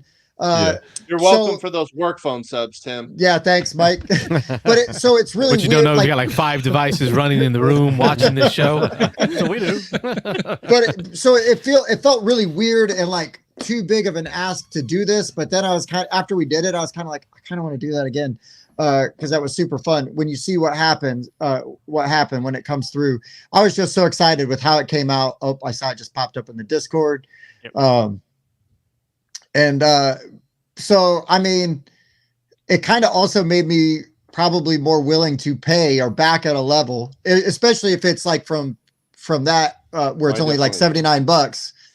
But yeah, we got into Jim Cole's game. And so Mike's back there in the back. You can't see him or you may not recognize him because he's not on a couch. But that's him in the back. He's upright. Yeah. And then that's our other co-host Bob on the side, and then the dummy in the hat is me. And then that's a rando zombie in the front. So we all kind of posed for this picture, and then he zombified us. And nice. Very cool, man. I was like, Jim, how can we get in your game? Like, it doesn't have to be like, like a thing, Obvious. but like, Yeah. well, like I would be really fun if we could do that. And he's like, oh, I got you. I'll hook you up. And I was like, Sweet. oh, sweet. So that's our claim to fame. We just put this together. Maybe I'm an idiot. Loose board. Oh yeah. Loose board game rundown. Board. Yeah. Board. That had to have been intentional, and I just realized that. Come on, Jim ain't no dummy. Yeah. That's but cool. So while we're kind of on Tim's this, the man. Tim's the while man. we're on this positive side of Kickstarter and stuff, is there stuff that has either made you guys want to back a game other than just the game itself, like the stretch goals or the exclusives? Carlos or Rob, would there be something that a campaign could put that might put that hook in you to actually get you to back it, where instead of waiting for retail? See, I don't have the FOMO. Carlos and I have talked about this for years because we differ on many things, but we shared Check his pulse. an opinion about this for a long time. In that we just don't. I don't know if it's the risk factor, even though the risk factor seems to be low, but the exclusives don't normally appeal to me. I mean, I'm a mechanics guy. I'm not so much a theme guy. I'm not so much a getting all the extras and all the specials. You know, if a game is solid, if it plays well, I like to try before I buy. I like to know I'm frugal, so I like to know I'm going to like something before I take a risk on it. And it just all along, it's just seemed like it's some amount of risk. I know Wayne keeps reminding Carlos and I that the board game part of it is low risk compared to video games that don't fund, compared to tech projects that don't fund. Board games are way more safe, and we've seen in the comments people back. Was it the full 42? I think it was said 900 something games and only one not fulfilled. Yeah, I mean we've seen that over and over. People saying only one. Ever. I've never had one not fulfill. I've been lucky.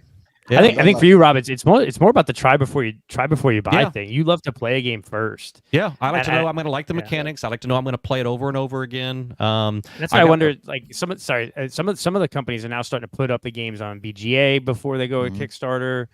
Would that potentially entice you? Yeah, possibly, maybe. Yeah. Because if you could hang out in some of these companies' Discords and they schedule Tabletop Simulator, Board Game Arena, Tabletopia, playthroughs. They host big teaches, right? They try to get as many people playing the game. I mean, Galactic Cruise, right? Galactic Cruise was, you couldn't walk through a convention hall without running into the Kinson Key guys, and they're super friendly, super nice. And there's like 4 of them. Mike, I forget. Is there 4 or 5? There's more than 3. There's 3. It felt like there was more than 3. I felt like I was seeing them all over the place. And Colton. Okay. Yeah, I guess you're right. Holy crap. But we saw them so much, and they're just demoing. And so many people, like Galactic Crew, like their marketing strategy was amazing. It was. And there was so much hype around that game. And I know that they've been pushing that game for a long time. Yes, they have. Yep. Yes, I totally believe that fed into how well that game did on Kickstarter. And I think a lot of those people that backed it had already played it in some form or another. Right. Sure. Right. And then they got that Ian O'Toole cover art that they're walking around with. And the art wasn't even done for the board or the cards or anything else. They had their prototype at the conventions because we talked to them and hung out with them at Origins and at Gen Con. But they had that big banner with that beautiful Ian O'Toole art and that, mock-up box cover, and that just everybody, right in crunchy Euro, and just it's just really. I'll answer the question too. I'm echoing what a Getaway Gamer runs through says here. I wait a year after backers get a Kickstarter to see if it's still around or if it went to clearance, and I pay a premium for that. right? It's not that I don't buy these Kickstarter games. I think what would stand out for folks who watch my content, what Kickstarter games did I buy after they ended the Kickstarter? Because I paid a premium for them, and I bought all the extra stuff at a double the price eBay premium because I waited to the after. My Massive Darkness second edition, my zombie side upgrade boxes and expansions, right? All those things that were extra and more expensive afterwards because I really wanted to make sure this game's going to have the longevity. But that just has to do with the fact that I've been playing games since ever. Like, Rob, I think we met in, like 05, 06? Yeah, something like that. And I got you into gaming shortly after that. It's like, I have enough games. Wayne says it all the time. I got enough games to keep me busy until, we find some more time to play. I don't need to have it. Yeah. Unless the game shows me, hey, I got something different. I'm Just special. But also, like Carlos said, something. I think I'm not trying to throw you on the bus, but I think part of your issue too is you don't want to wait, right? Like if you can't, how many times? And I've done it too, so I'm just as guilty on a show where like someone calls in and someone calls in the show and talks about a game they just played, and Carlos and I are on Amazon or on our local game store, like game store's website, like buying it that night because we can go pick it up tomorrow, like. And you know what it really is? Backing something now and waiting a year for it, just not you. But what it really is with my life as it is, 5 kids, full-time job. Woo! This is just a hobby. Right. I don't have the mental bandwidth to spend on things that aren't here, that are not real and in front of me. I don't want to talk about hypotheticals, what it could be. I don't want to dream about the future. I'm a realist. Like what's in front of me now. I just got to get to tomorrow. What's that whole fund it and forget it? I mean, we hear lots of our friends say that you got to get into the mentality. You put the money out there, you pay for it now, and you forget about it. And when it shows up in a year or 2 years, you're happily surprised. You're like, oh, that game. I forgot I even backed that game. It's a time travel birthday present. You're like, hooray! Yep. I got this wonderful gift from myself in the past. Exactly. And to Barry's point, who's our gateway gamer there, and maybe Rob's this way too, because he said he's frugal. Sometimes on those games that you're on the fence about, maybe you do a little bit of research in the Kickstarter and you decide, all right, I'm not interested. As soon as they drop the price to a certain point, I don't really care what I've seen. I'm buying it if it's at a certain price. Sure. I was interested at one point to check out the Kickstarter. I know enough about it. Price sometimes will just say, hey, here's a ton of shit on sale. Let's gobble them up. Yeah, I agree. And when you have a bunch of games, you can afford the ability to do that too, because you've got other stuff to play. My shelf of shame is full. I got plenty of stuff I can play. I could play for years. Yeah, same. Exactly. Well, same. But here's the thing, though, right? So we talk about being frugal, but for example, that Cthulhu, on the Orient Express, game that's coming out right now. It's funding right now. I think Rado did a video on it recently. It's $100 if you back it now, right? It's $100, give or take.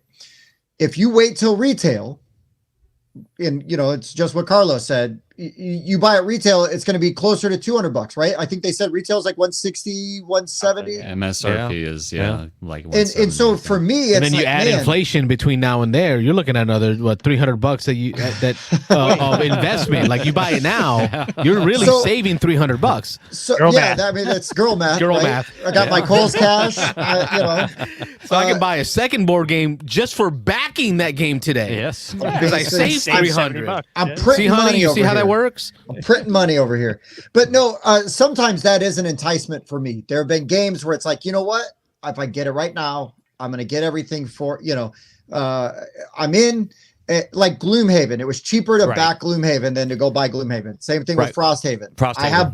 I have both of them. I backed them for that reason. I was able to get the stuff, it was cheaper that way. There was two things that were big selling points on me for this one we're talking about right now is there's not a lot of bloat to it. Like their stretch goal is they're going to throw in the expansion, which just lets you play characters both ways, which doubles the amount of playable characters. Awesome. Right. There's not a ton of other stuff. It's not like the Zombicide the CMON thing that drives me nuts is like, here's $200 for the all-in pledge, and then here's 15 other add-ons that you can pay 20 to 40 bucks for a piece to add on to that all-in pledge. And I'm like, not all in. I'm not gonna drop an F-bomb, but it's like, no, man, like all in is all in. Like it either is or it isn't. Yeah, thanks, Chris. There you go. He's shaking his tin cup at you. Please, sir, please. See, but Tim, there's also the opportunity cost aspect. Listen, money is not infinite. It is finite. Also, we only have so much of it.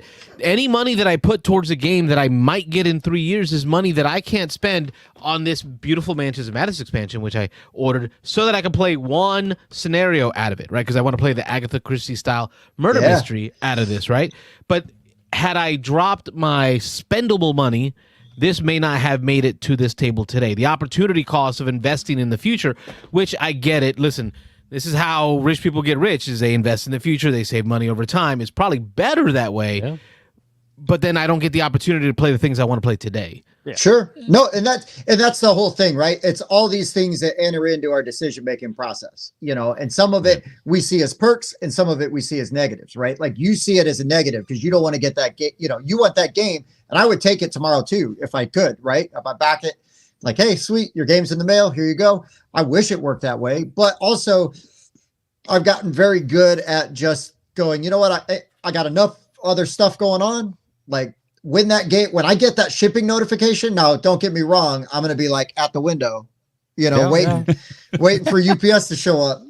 But until from now until then, you know, it's kind of like I just allow myself to get distracted by other shiny, you know, right in front. Got a call? Yeah. Beans and Dice Podcast. State your name. Where are you calling from? Niggers. Hey. Oh boy! I love those guys. It happens. It's after 10 though. They knew, you know, it was like It's listen, y'all. It's not like quite like that. That's not what after dark means. Okay, get it together. Hey, wait, no, that's get only it together. That's the third prank call in 4 years. A couple years, yeah. Don't go jinxing us, Wayne. No, not jinxing. Last time I said that, we hadn't had one in like a year, and I mentioned it, and the next week we had one. So. Yeah. But he was a good prank caller. Yeah, he was nice. Yeah, I liked was talking one to that him. was because he actually like worked out. He almost got me to take off my shirt. Yeah. I was this close. Like, you're a really nice guy. Like, I'm with this. Let's go. What was that? I do it. It changed slightly from where we started, but Well, okay. I guess we'll risk it again. Beans and Ice Podcast. State your name. Where are you calling from? Yes, hi. My name is James T. Rodding. Hello, James. Yes, hi. My name is James T. Rodding. I'm from Massachusetts. I am running I have a class that I run. It's a top and bottom training class. I'm kind of curious. You gotta let it go, huh? All right. Will I regret this? You're gonna regret it. Well, basically, I'm a master top, so I train bottoms. Mike is a power bottom. Appreciate your call, brother. And at this point, I begin screening calls. Yeah, so what's going to happen here is if a call does come in, you're going to see me kind of silent away. I have a screening feature on my system, and I will screen calls. Like a fart in church right now. Yeah. You know what though? I appreciate the ones that try to like sneak in the joke. Instead of just being offensive, right? Like straight anybody to it. could do that. Yeah. If you're gonna do a prank call, at least put some work into it. You know? Yeah, I mean, at least I got a laugh out of the other one. You know, and I just want to say about that's a game he was designing about where bottoms are fighting the tops for supremacy. And training some bottoms. You got to power the bottoms. You know. And I just want to say we haven't had a prank call in how long? We got two tonight. And who are the guests? What was the difference? Yeah, what was different about this week? Right. Is this the kind of riffraff that you have following you? It actually is. It actually is. On an unrelated note, guys, I got to call it a night. I got a phone call to make. Shoot! Don't call into this show. Better not call us, bro. Mike, don't get us canceled, dude. Don't get us canceled. Oh boy. Oh, Mike. Were you joking, Thanks. Mike, or are you actually I was going? joking. I was Oh, okay. gonna call her. I'm waiting to see. Yeah. We're all just waiting. Like, okay. Yeah. Yeah, I see ya. Hey guys, this is Mark from Indiana. But, Mike, you need to call in as Meatwad from Aqua Teen Hunger Force. all right, well, yeah. Well, getting back on the crowdfunding thing, let me throw this out there. And again, I'm ignorant of a lot of this crowdfunding stuff, but we've seen just recently a couple of companies swoop in to try to save failed projects. Do we think that's something that's gonna be a thing in the future? Do you see some of these companies trying to come in? And... The board game venture capitalists coming in. I mean, it has happened, right? So there was a Terminator 2 board game and an Evil Dead 2 board game. They were funded, then were not filled. A different company was able to basically buy the game, like the rights to the game and everything. They ran a different Kickstarter. I don't remember what it was, but what they did was, I think it was, if you backed their game and you could prove you pledged to the Evil Dead game, they would produce and send you the Evil Dead game. So the Evil Dead 2 game exists for that reason. Another famous early Kickstarter flop was the Doom that came to Atlantic City. Oh, yeah. That was a big one. I have that over there, but I bought it on the secondary market for like dirt cheap. There you go. But that was another one where another company came in. Basically, it was like so many people put, an angel investor. I don't know what you would want to call them. Mm-hmm. I mean, it seems like if somebody can find a way to make money off of what has happened with Mythic Games, I mean, if you were able to get the rights, or hold of all those IPs. Simon picked that up. I mean, previously when Mythic Games was selling off their IPs. Oh, right. I think Simon, and don't quote me on this, I think they picked up either one or more at that time. But this last failed Kickstarter that they had, I think Simon is the one that's going to kind of take the torch and run with it. Although they have changed. My understanding is they liked the game, but they changed a lot to it. Oh, so sure. I thought they said they're almost redesigning the whole game. Like, they were starting from that's scratch what or something. mean. Yeah, They starting probably over. fit their brand. I mean, that's the other thing Right. too, right? Yep. And it's something I don't always consider just as like a consumer, but like, game companies. And I learned this when you talk to designers and stuff, and they're talking about pitching games, and it's like, these games are all awesome. Why isn't anybody signing them? And it's like, well, it's not that company's brand. It doesn't fit their footprint. Oh, see, there we go. Mr. Jeeves, right on, man.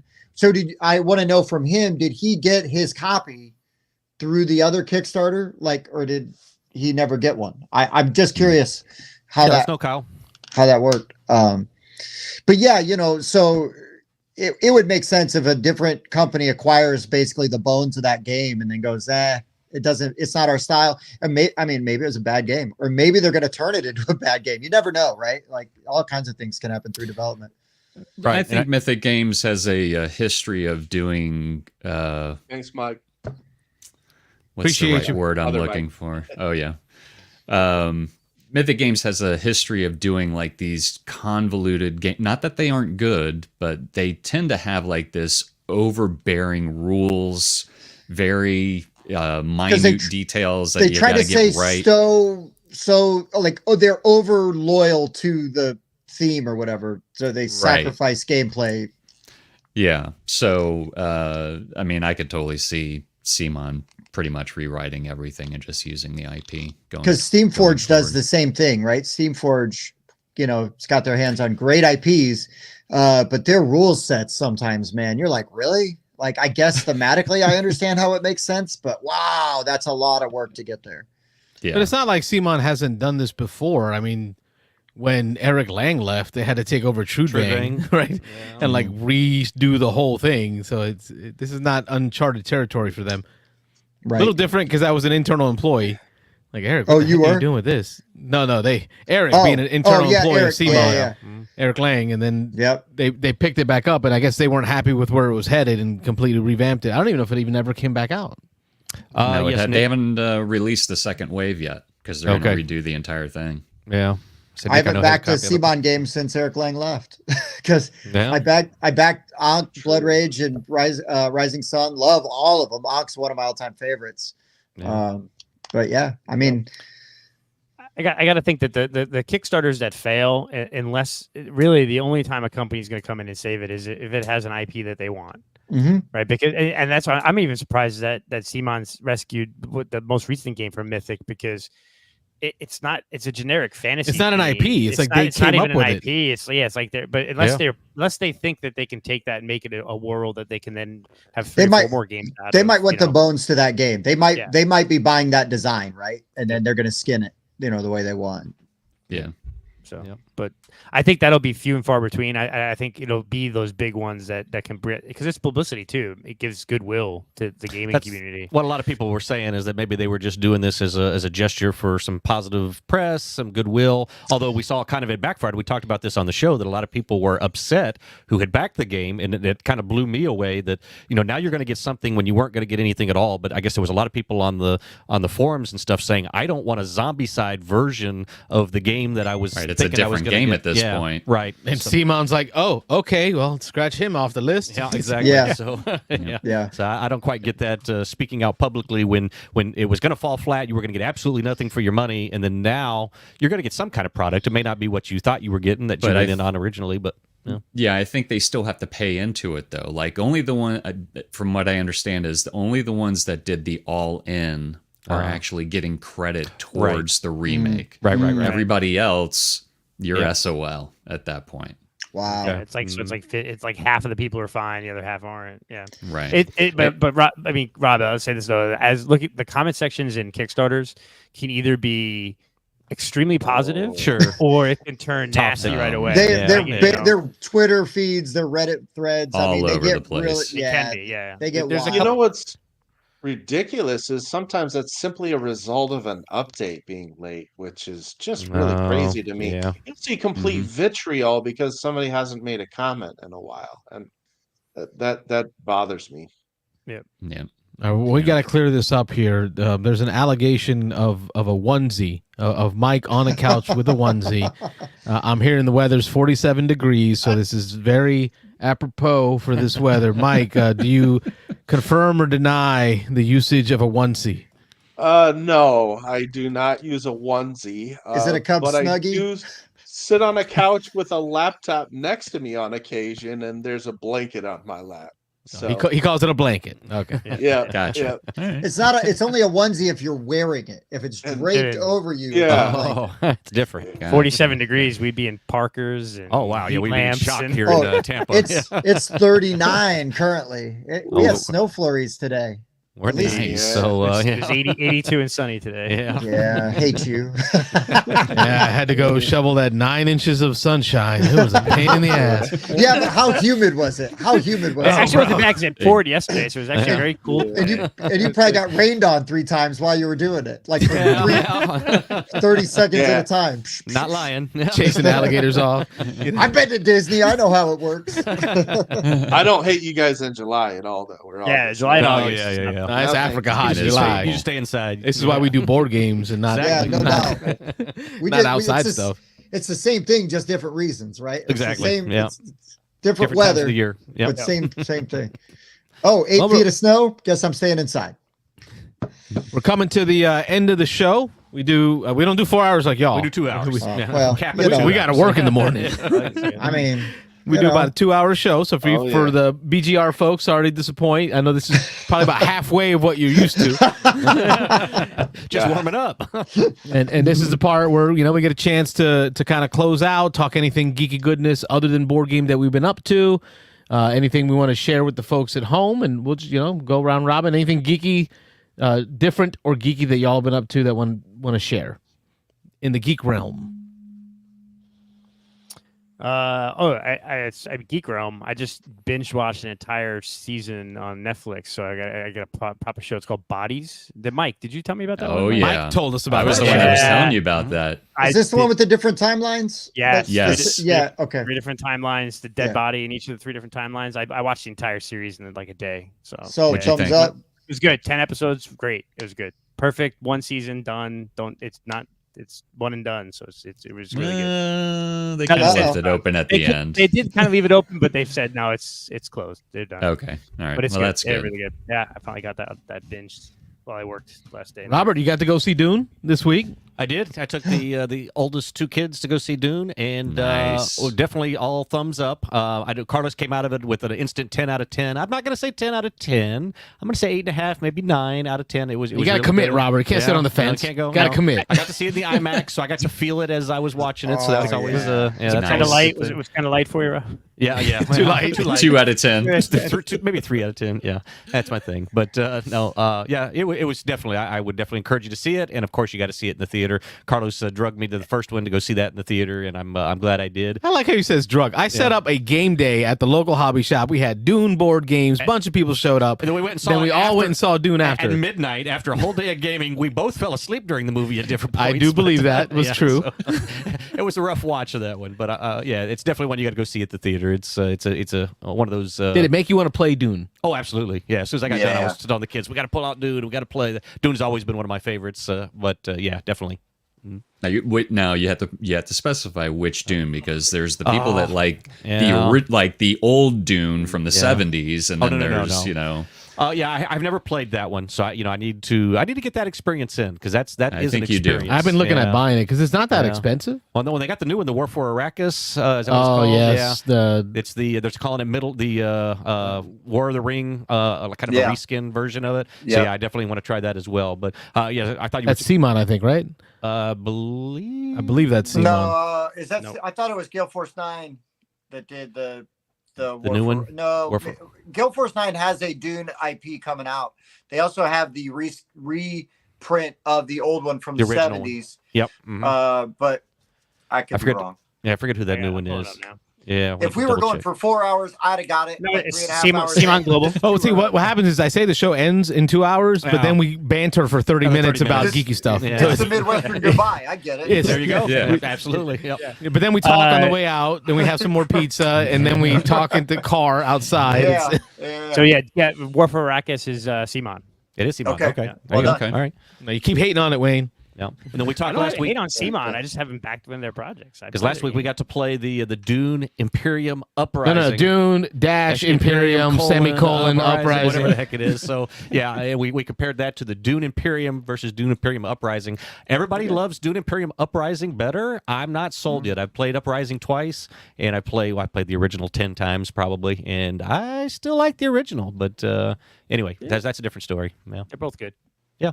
I like the explosiveness of the new version. We did something wrong. Whoa, what? I read the rules so many times. When you win a battle with a worm in the battle, you double all the results. I would have won the damn game. I am the winner. Go open up your BG Stats app. Edit it. There were two battles with worms. You won one, and I won one. Oh, did y'all split them? All right. Well, either way, but yeah. I forgot about that. Yeah, that is huge. I saw that on a replay, and I was like, "Oh, how did we miss that?" So, anyway. But I'm playing regular Dune on the app, right?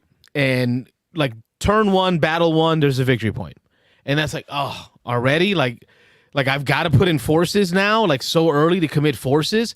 It's going to just like deplete me for the next 2 battles because I'm going to fight for this. What I liked about the new Dune is the combats don't start giving you points until towards the end. Like the victory points really don't. So like you're really kind of building forces for battle. It's very interesting. Very recommended. And my other quick geeky goodness is Star Trek Discoveries. Season 4, the 4th and final season. Get ready to start on that. I'm looking forward to that. I'm a big Trek fan. So I just finished the Strange New Worlds, the last episode. Yep. It left on a great note. That was so good, wasn't it? I was so mad. It was good. Because like cliffhanger Friday. I'm like, no. Yep. So can't recommend it more. Yeah. All things Star Trek, I'm all over it. So, but yep, looking forward to that coming out. I'll be binge watching that probably the next few weeks. But how about you, Mike? Mike's plural. One Mike. Whoever's first. Any geeky goodness? Yeah, I'll go first. I got a few things actually. So I don't know if you guys have ever read the 3 Body Problem series, the book series. I want to watch that I read. show. Yeah. From the couch, you hear, I want to watch that show. So I listened to the first book. It was a little hard to get through, and I think a lot of it has to do with because it's been translated. Because I think it was originally in Chinese and it got translated to English. It's very wordy. I don't care for wordy books. I'd rather you be able to describe things in a concise manner.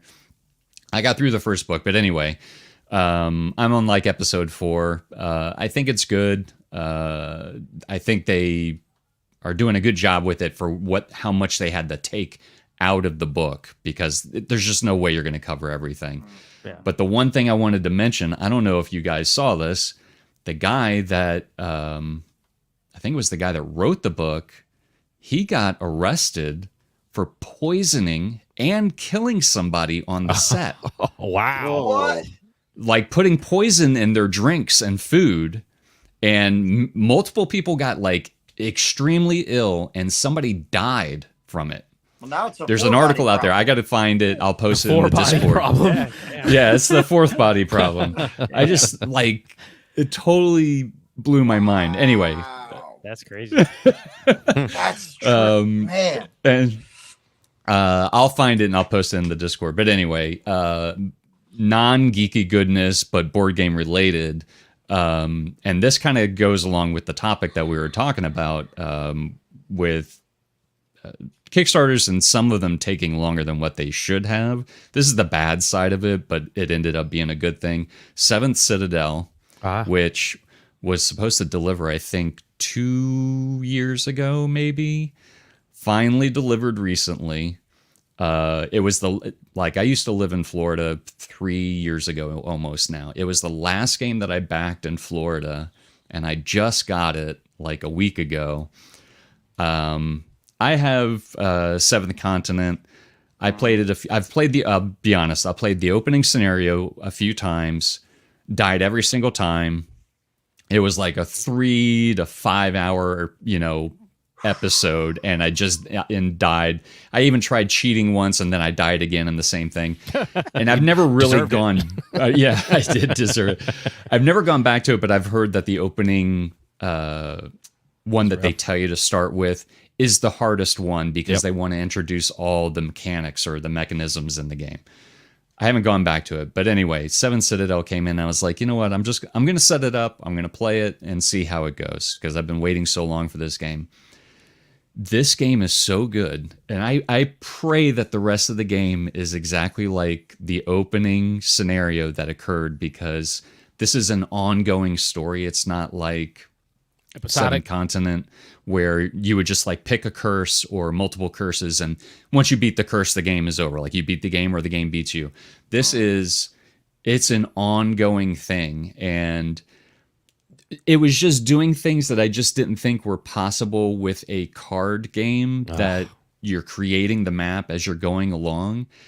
And I'm not giving anything away, because this is the very first scenario. You're basically, the story is this land that you're living in, there's these worms that are destroying the earth, and then these plants were created to fight against them, but then everything kind of like comes crashing down. So you're literally a gardener, almost like a prisoner in this citadel. And the opening thing is like everything's starting to fall apart around you, so you have to get out of this citadel. Well, obviously if you make it out, then the game continues. If you don't, then you got to start over from that one point. But once you make it out, there's this whole paper where you're literally creating buildings that are going to give you benefits. You're working on this huge, it starts from like the middle, but it's like this gigantic circle of like a tech tree of like where you're gaining things, you're gaining cards that'll give you special abilities. But then there's this whole map with kind of like the, where it's got like plastic, clear plastic where you can like slide cards into it. That is 100% separate from the map that you're making with your own cards. It's almost like a very far out view of like the whole land. And as you're playing this game, it may reference something like you go out, you learn things, or you're sending people out, they come back to the Citadel, and then you're learning these new things, which opens up this other map.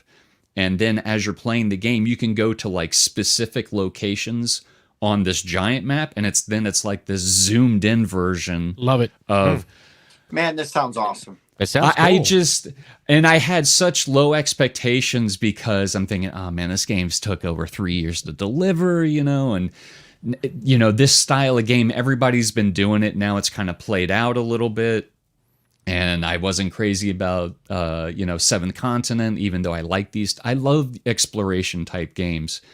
But man, I finished the first part of this game and I'm like, I was like that, that giddy feeling you get when you're just like, there's something special here. And I can't quite put my finger on it, but I know something is special with this game. That's the feeling I got when I finished this game. And it's like, anytime I ever play a game, I'll pack it up. For the most part, I pack it up, put it away, and I'm like, I'll get back to it whenever I can. This is still set up on the kitchen table. Oh, like, right. I'm sure my wife is pissed off at this point. Like, you got to get this crap off the table. But it's set up still on the table because I'm so looking forward to playing the next round of this. I just haven't had time, but I'm so looking forward to playing the next round of this game and seeing where it goes. What's the level of complexity? How hard is it to get into? It's way easier to get into than what Seventh Continent was. With Seventh Continent, like when you play with multiple people, you had like an action deck, which is basically your hourglass, your sand timer. Yeah. This one, everybody has their own deck that they play with. So everybody starts with the same number of cards, and it's just instead of with Seventh Continent, when you went through the whole deck, you would shuffle it back up, and the next time you went through it, you were dead. Like that was the end of the game. This, you actually have health points, and you can what they call recover at any time that you want to, and then from your discard, because you're playing your cards and you're discarding. Every 2 cards, the normal way to play is every 2 cards you take out of your discard to put back into your deck, you lose 1 health point. So you have the choice of, unless your deck runs out, of course, you have the choice of, man, I played a bunch of really good cards that I know could help me out in this section coming up. I'm going to recover, and you randomly are taking cards out of your discard pile and shuffling them back into your main deck. It just makes it so much easier. And it gives, even though it adds a layer of complexity of like, when do I want to recover? And I don't want to use too many of my health points. It just makes so much more sense instead of going through this deck. And then like, you just know you're going to be dead in like 3 cards. And you're like, well, I might as well quit the game if you're playing Seventh Continent, where it adds that extra layer of, I really need those cards back in my deck to hopefully draw them on this next one. The other thing that makes it a lot easier that I love is an original Seventh Continent. Whenever you had like a weapon or something, you were putting a die with like whatever the pip number was. And every time you used it, that pip number would drop down 1. Whereas this, most of them, or the ones that I've come across, like a weapon, if you choose to use the weapon, which will help you out, you basically take a D6, which they include in the game. You roll a D6 and the card says something like, if you roll a 1 or a 2, discard the card. So you could go the whole game and never roll that 1 and 2, and that weapon is still good. So that also makes it's less upkeep of trying to remember, oh yeah, I got to drop this 1 pip. It just tells you roll a die, and if it's a 1 or 2, discard it. That's it. But oh my God, I'm so happy that I backed this game and gave it a try as soon as it came in, because a lot of these games, I mean, I've got ISS Vanguard sitting behind me that's still in shrink. And I probably will never get to it. It's just my mentality sometimes. But anyway, I kind of went on a rant there, but I'm so happy that I broke this game out and actually tried it. So anyway, those are are the my pictures you things. posted in our Discord. Yeah. I looked at those spoiler pictures. Spoiler, yeah. Thank you for the spoiler warnings. Yeah. So I have, if you like those types of exploration games, and there's a whole, this is the other thing that they added, because I love This War of Mine. That's one of my favorite games. Oh man, that's a tough one. Oof. I've never beat it, but I will play it anytime because I absolutely love that game. Many times. Yes. Yeah. Well, it's got that book of scripts, like where it tells you to turn to this page. They've added that to this game with choices in it. So it'll say like, okay, well, and that's what happened. Like at the end of this one, it said, okay, if you have this with you, turn to this page and read it. And it'll give you a benefit sometimes. And if you don't have it, it'll say, if you don't, no problem. Or if you don't, go and read this. So it literally changes up the whole story as you go along and how it progresses going forward. So anyway, that was my my rant. Dude, that sounds fantastic. I highly recommend it. Highly Yeah. recommend it. Other Mike, any other geeky goodness, gaming adjacent, or even just whatever nerdy hobby you're into? Oh man. So a little earlier, actually, I referenced the Tennessee Volunteers, and one of you said too soon. Who was that? Was that Carlos? That was Rob. No, Rob, Carlos isn't a basketball fan, but yeah. No, Rob is. Who's your team, Rob? Oh, my team stinks. I've got two. I was born in Oklahoma, so OU was just the local team there, and then my college was George Mason, which is a little school, but we made a Final Four run about 15 years ago, Yeah, did which was make nice. a run. Yeah, so that was fun. But yeah, my teams were out of it early this year, so Yeah, you fill out brackets too? I do, of course. Yeah. Well, that's one of the things I geek out on. I absolutely love college basketball season. So I'm going to take this in a different direction for a second. If you Sure, guys that's don't what this mind. whole segment's about. He's nerdy about it, so it counts. Guys, when you're 6'3" and you grow up in the state of Indiana in the 90s, ball is life, gentlemen. Yeah. The state of Indiana has 8 of 10 of the largest high school basketball arenas in the country. Sure. That is how big Indiana basketball is. And when you go to Purdue University and you see your alma mater get an opportunity to go to the Final Four for the first time since 1980, and you find out that game is in Detroit, 3 hours from where you live, you go to that game. You do. You go watch Zach Edey destroy Tennessee to the count of 40 points and 16 rebounds. You watch them dismantle those Volunteers 72 Told you to he's a nerd about it. It's all good. It's all good. And you watch your I said soon to be two-time Naismith National Player of the Year, Zach Edey, the 7'4" big maple born in Toronto, that nobody recruited. He was the 434th ranked player in his class when he was recruited. But the Purdue Boilermaker coach, Matt Painter, big man I might add, they are known for bringing in these 7-footers. He said, I see something in this kid. And 4 years later, he turned that kid into the most dominant big man in the country. And I had tears in my eyes watching that kid put the team on his back and cut that net down without the use of a ladder, and then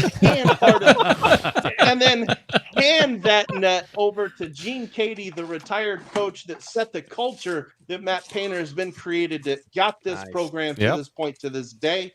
I am absolutely beside myself to see them in the Final Four this Saturday against North Carolina State, the Cinderella in this tournament, who is the only double-digit seed as the 11 still alive. Yep. We're a 9.5 point favorite. I honestly think we will destroy them by 14 or 15 because they don't have anybody that can guard Zach Edey, the about to be two-time National Player of the Year. And so when they win that game against the underdog NC State, I assume they will be playing UConn, who should beat Bama. If they don't, we already beat Bama earlier this year. Not concerned, but UConn, Purdue, definitely a matchup of the Titans, the two best teams in the country currently. And I absolutely geek out on this time of year. March Madness is my thing. I have been to Vegas and I've bet on games the opening weekend, Thursday, Friday, Saturday, and then been too tired to do it on Sunday and flew back. I love it, guys. I love it. Thank you for letting me Get that out of there. So you're not going to love it, but I had Purdue making it to the Final Four. I had them losing in the Final Four, so in my big bracket. So we'll see what happens. I'm not mad at you. Did you pick them to lose to Houston? I did. Yep, I had Houston That was going. the matchup I was most worried about, actually, because of Shed, the Big 12 Player of the Year, who gets hurt in the first 2 minutes against Duke, and that was rough.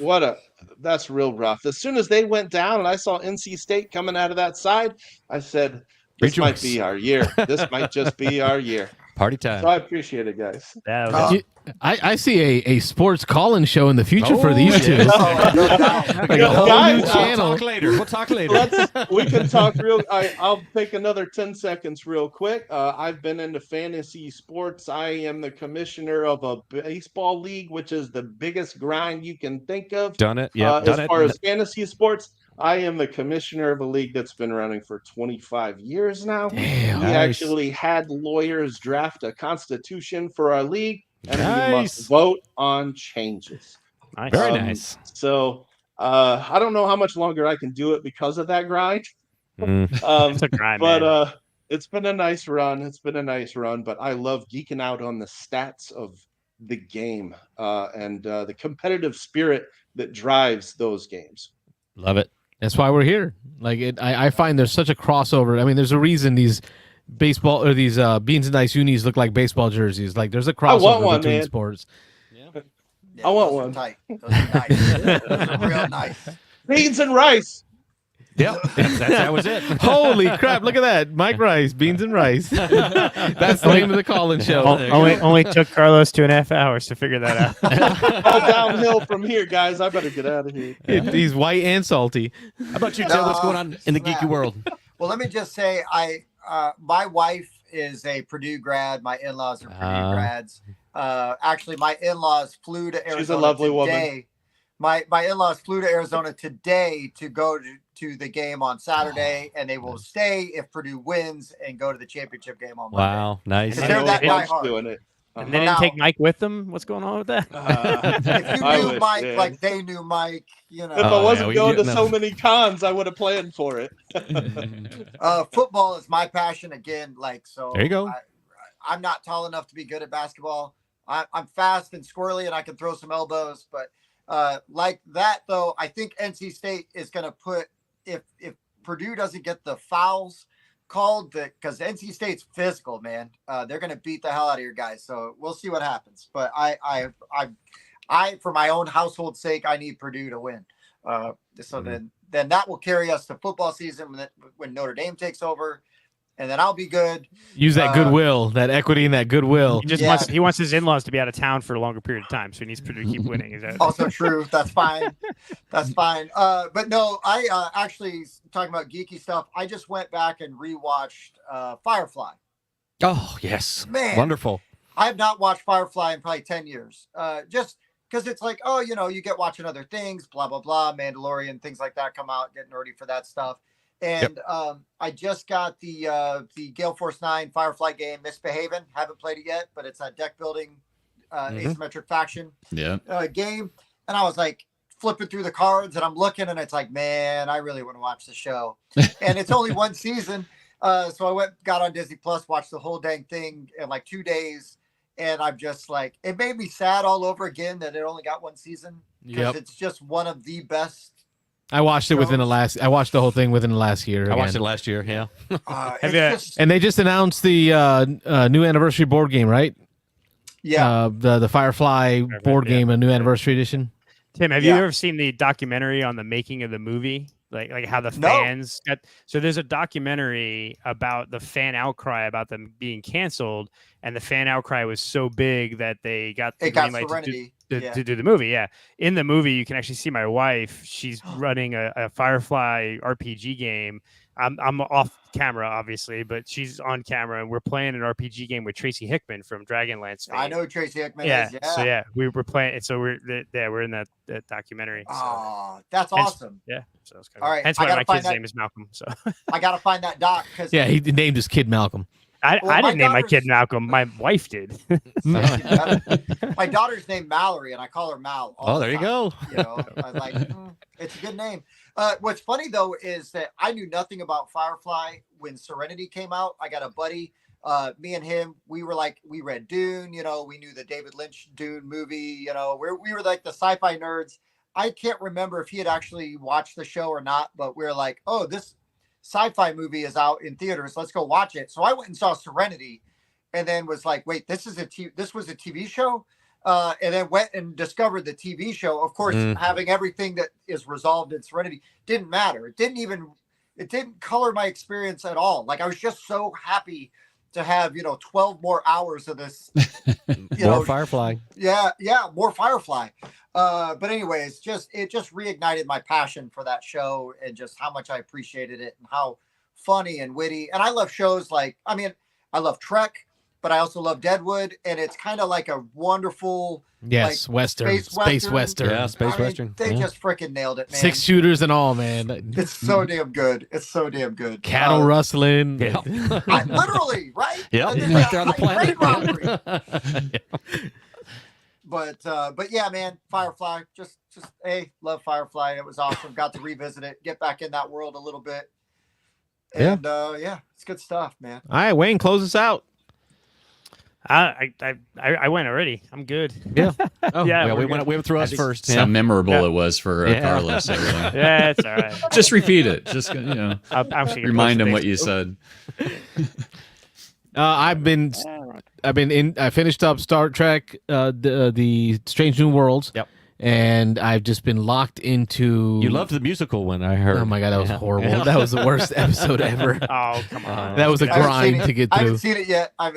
It's a grind. It was a I know musical it's coming. episode.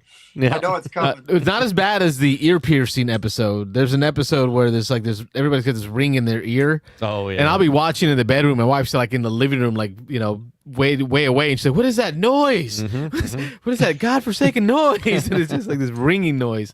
But Brooklyn Nine-Nine. I love Holy that show. crap, bro. My God. Wife and I are watching like 6 episodes a night. Cool. I'm so sad to find out that the captain had passed away this past year he passed away? Yeah. He is legit like the funniest. Oh, he's one so of the good. funniest characters on that show. Like he's so straight. Him and Rosa. I don't know. Oh. It's just They're so good. that's my recommendation. And I'm still deep into Dune, the audiobook. But I have now gone 1.5. Like I'm like, okay, I got to get this over with. Got to get it done with. 800 some pages. I started at 1.0 speed, then I hit like that 1.2. Now I'm like at 1.5. It's a little dry, pun intended. Yes. But it's good, man.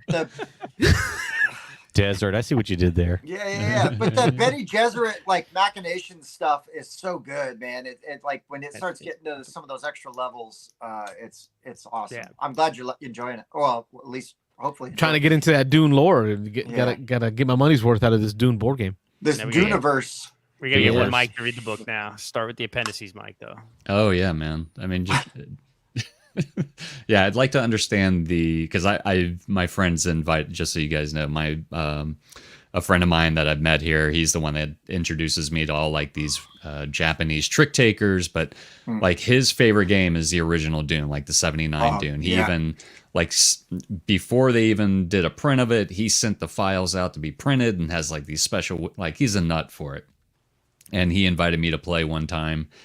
And then he invited me again. He's like, so what do you think? And I was like, man, this is actually a really good game. He's like, finally, I got that 6th person, Nice. hooked, that can play this game now. But I really want to learn the lore now, so I understand the actual characters and the asymmetrical abilities and the reasoning behind them. And so that alone, I mean, the movies, of course, as well, but the game really wants me. That's what's pushing me to want to learn the lore. Yeah, Absolutely. Make that 2 Mikes that also loves the Dune games, but hasn't been able to explore the lore because the approach to getting into it is a bit rough. And the first movie didn't help because of how slow it is. So I unfortunately coming in new, lost interest. But I want to learn more about it because I love Imperium. got all those expansions. I haven't experienced Uprising yet. But we're going to be playing the Gale Force 9 version. We're scheduling a game for next weekend. Nice. And hoping Sweet. to put out a review and capitalize on maybe some of that movie hype. For sure. But pretty Do it. excited about that. So, Yeah. Awesome. I'm sure Mike, other Mike, one Mike would want to hear the report on that. Yeah, we'll be paying attention. Because that's Definitely, the new version of the 80s version. yes.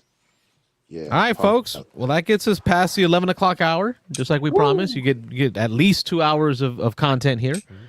We've had a great time. Thank you, Tim. Thank you, Mike Rice, for joining It's been a us. blast, guys. Yeah. Thank you to the Thanks so BGR much, guys. crew who have jumped into the chat, really blew up the chat, and somehow blew up my phone line. I don't know what people you got. The BGR prank Had callers, to though, shut that thing man. down. What's up with that? And to all y'all folks at home, we are the Beans and Dice Podcast. I'm Carlos. I'm Rob. I'm Mike. I'm Wayne. And I'm then with Tim. the board game rundown, Yeah, I'm Tim. I'm Mike. That way. thanks for watching, y'all. Good night, everybody. Good night, everybody. Thanks for watching the Beans and Dice podcast. Don't forget to like and subscribe. Oiler up.